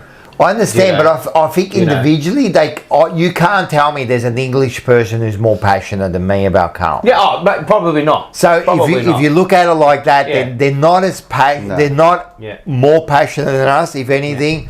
But their culture's just different. Yeah. Because you look at that Melbourne game, mate. We win a grand final, and you tell me I'm crying, of course. Yeah. And not only that, you tell me that Yeah, of course. I'm not killing someone. Yeah, if yeah, they- yeah, I know, You know, I know. like, so. I know. I think we've. Yeah, I every think if time you we were mention- living in England, Yeah. we'd be one of them. Yeah, you know. yeah. And I if they agree with were here, they'd be be the one of us, same. Yeah. Yeah, that's a good call. It's funny you showed him the Melbourne game because Yeah. last weekend or the weekend before, I showed my missus that game. She doesn't watch footy. She Right, she okay, knows okay, nothing okay. about Yeah, footy, yeah, right? yeah. That's the game. Bless her. She's a girl's girl, right? Bless her. And she went to her first game this year. I took her to Carlton North, and I just sat in front of the TV and I'm like, what am I going to watch? I'm like, you know what I'm going to watch? I'm going to watch the last 5 minutes. Just the last 5 minutes. And I literally forced her to sit here and watch that last play probably 6 times. Yeah. The last What would 2 she? minutes. What'd she say? She's just like, oh, that's... the first time she was like, wow, that was awesome. By the 6th or 7th time, she's like, can we watch something else? Did you see how he goes? He almost missed it. Did you see that? He always You see Holland with the risky kick over the top. yeah. Man. Nah, That was fantastic. Nah, as I said, after I watched that game, the last one was the Carlton Essendon 99. Yeah. You know, that's Carlton Essendon and then the Melbourne Carlton game. You know, like they were the two probably greatest games in between. You know, like 99 and things. So We've been starving for years, huh? yeah, it's tough. It's tough. It's It's going to be sweet. It'll be sweet Oh, when it happens. I'm giving alcohol away for free at my shop. Anything with Carlton on it, Gone. I'm giving a can away for free for every Carlton member. I'll tell you now, I'll be off for a week for sure, Oh. and I'll be just. I did it in '95. We just went to bars every day. Yeah. Every day we'd go to bars, and then those days there was different. Like now you can just watch it wherever. Like so, because I remember on the night at Princess Park, they sold video cassettes. On the night of the grand final, of the game. that's how you got it. So I went home and I'm roach trying to watch the game, you know. But every night, and then I remember. Did you go to the game? Yeah. I sat there. I remember top of the southern stand. I was sitting there. It was just the greatest, man. So I went to that, you know. One day. Can you And believe, bro? Like, day. well, it has to be us. It has to be our turn. Yeah, it's got to be. It'll happen. May never be. I mean, it may never be. I mean, that's the case, but that's with anyone, you know. But nothing's guaranteed. No, but fuck, I want it to be. no, it will be. And when it happens, it's going to be great. And as I said, one of the greatest times I had was, I think it was the Wednesday. A mate of mine got a copy of the game, but with Rex Hunter's. Oh, really? Rex Hunt's commentary over the top because you couldn't get it those days. Yeah. And we went over there and it was like watching something just brand new. Mate, that night there was like every night it was like we'd watch a Still grand got the final, video? go to a bar. Nah. Love to. I loved to have got it, man. It was just I don't know where he got it from, you See if I know. can find it. That would be. You know what I fear? I fear making a grand final. Oh, losing it. No, not losing it. I'm never scared of losing. Yeah, what are you scared of? Not getting, not going. Playing in like a heart-stopping game. Oh. Like, Yeah. Goal for goal. Yeah, could you imagine Final all right, circuit, that Melbourne final, even the Sydney one, first couple of weeks of finals. Could you imagine it was a grand final? On edge the whole Imagine time. how you're feeling, bro. Yeah, in that last your heart would quarter. be racing. Heart would be racing. You'd be. The problem is it would, That'd be right. by the time... I'd vomit. By the time... I'd be vomiting. Well, by the time the siren had, it would wear me out. Yeah. Like I'll be dead by the time. But how many games do you go to now? And those now tight it wrecks games, me. And you're like, You know what I've said this to you guys on the Jumper Punch. I almost now, like, going to games now, I don't like. I understand. You know what I mean? I Because understand. the result is so important. Yeah. I don't enjoy it. I sit there. And anxious. Yeah, I get you get excited, but it's more about the result, you know. Yeah. And I sit there, and then when it's those close games, I just like that Melbourne game. I'm sitting there like So I don't there's a sense of euphoria when you win, but when you win, don't get me wrong. There's also a sense of dread. relief Because you don't want to lose. No. You don't want to lose. And that Melbourne game was perfect because we were going to lose. We're going to lose. We had no Because right they to win kicked the that. goal, and then what's the chance Yeah. of you kicking another goal? Exactly. You know? Mossy, I think, did say something profound about finals. We're still going. We will eventually end. Rossi did say something profound about finals, and I completely agree with him. He said sometimes you've got to win the game more than once. That's epic. It's a good call. That's epic. Pretty profound. That's coming from a bloke who won 3 of them. Yeah, You go, that's sometimes true. you've got to win the game more than once. Well, you think about it, it's so true, isn't it? And that game there was like that. Yeah. You I had to remember- win it a couple of times. I remember Yeah. in the last 2-3 minutes, there's a bloke that's well known to the Blues family. He's always on Blue and Broad. Then he was sitting in front of me and he was just fucking talking to me in the last 2-3 minutes. Oh, what are you doing, mate? And I'm just like, he's like just asking me these questions, and I'm just like, bro, please. Not now. Shut the fuck up. I'm like, I'll throw you off the fucking edge. Just leave me alone for the next 2 minutes. I'm dying here, man. Yeah, I know. Like I'm suffocating. Yeah, I know. Like it was. And this is, I don't think, and then this is about our passion. I don't think people understand. Like when you're that passionate, and this is why I've told people to fuck off and never talk to me again because you've messaged me in the last quarter. Because what respect? And you're a Carlton supporter. Yeah. Like I'm telling you, there's a bloke at work, and I just started talking to him the other day. I saw him, right, with that 60-0, right. He was messaging me because he's a bit of a smart ass, you know. Carlton. No, he's a Carlton supporter. He's a Carlton supporter. And he was messaging me, and before that, when we just made the finals, I'm going, relax, man. We made the final. What are you complaining about? Oh, we're no good, blah, blah. And then during that game, right, he started messaging me. Oh, how are we now? Blah, blah, blah, blah, blah. And I just said, mate, I just wrote him. I said, you're a fucking dog, mate. Just don't ever talk to me again. I'm telling you now. And I blocked him.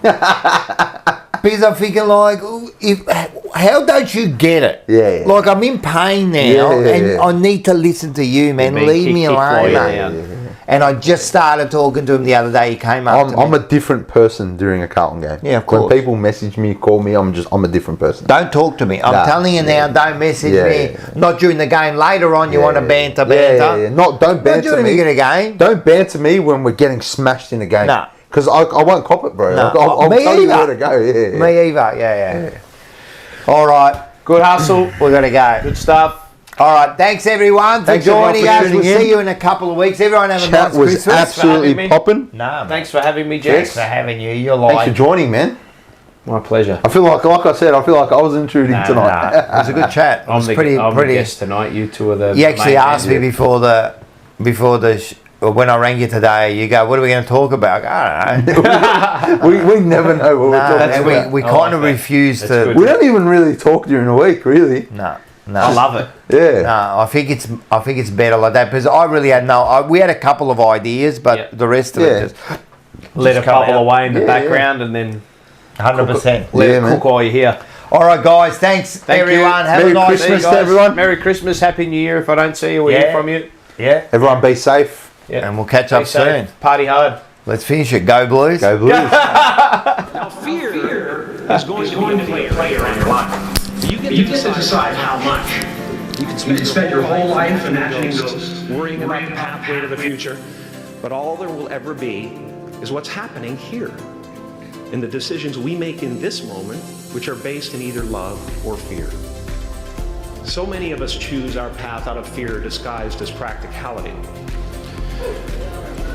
What we really want seems impossibly out of reach and ridiculous to expect, so we never dare to ask the universe for it. I'm saying, I'm the proof that you can ask the universe for it.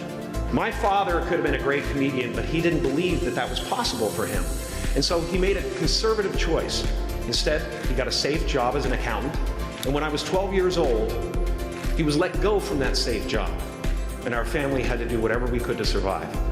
I learned many great lessons from my father, not the least of which was that you can fail at what you don't want. So you might as well take a chance on doing what you love.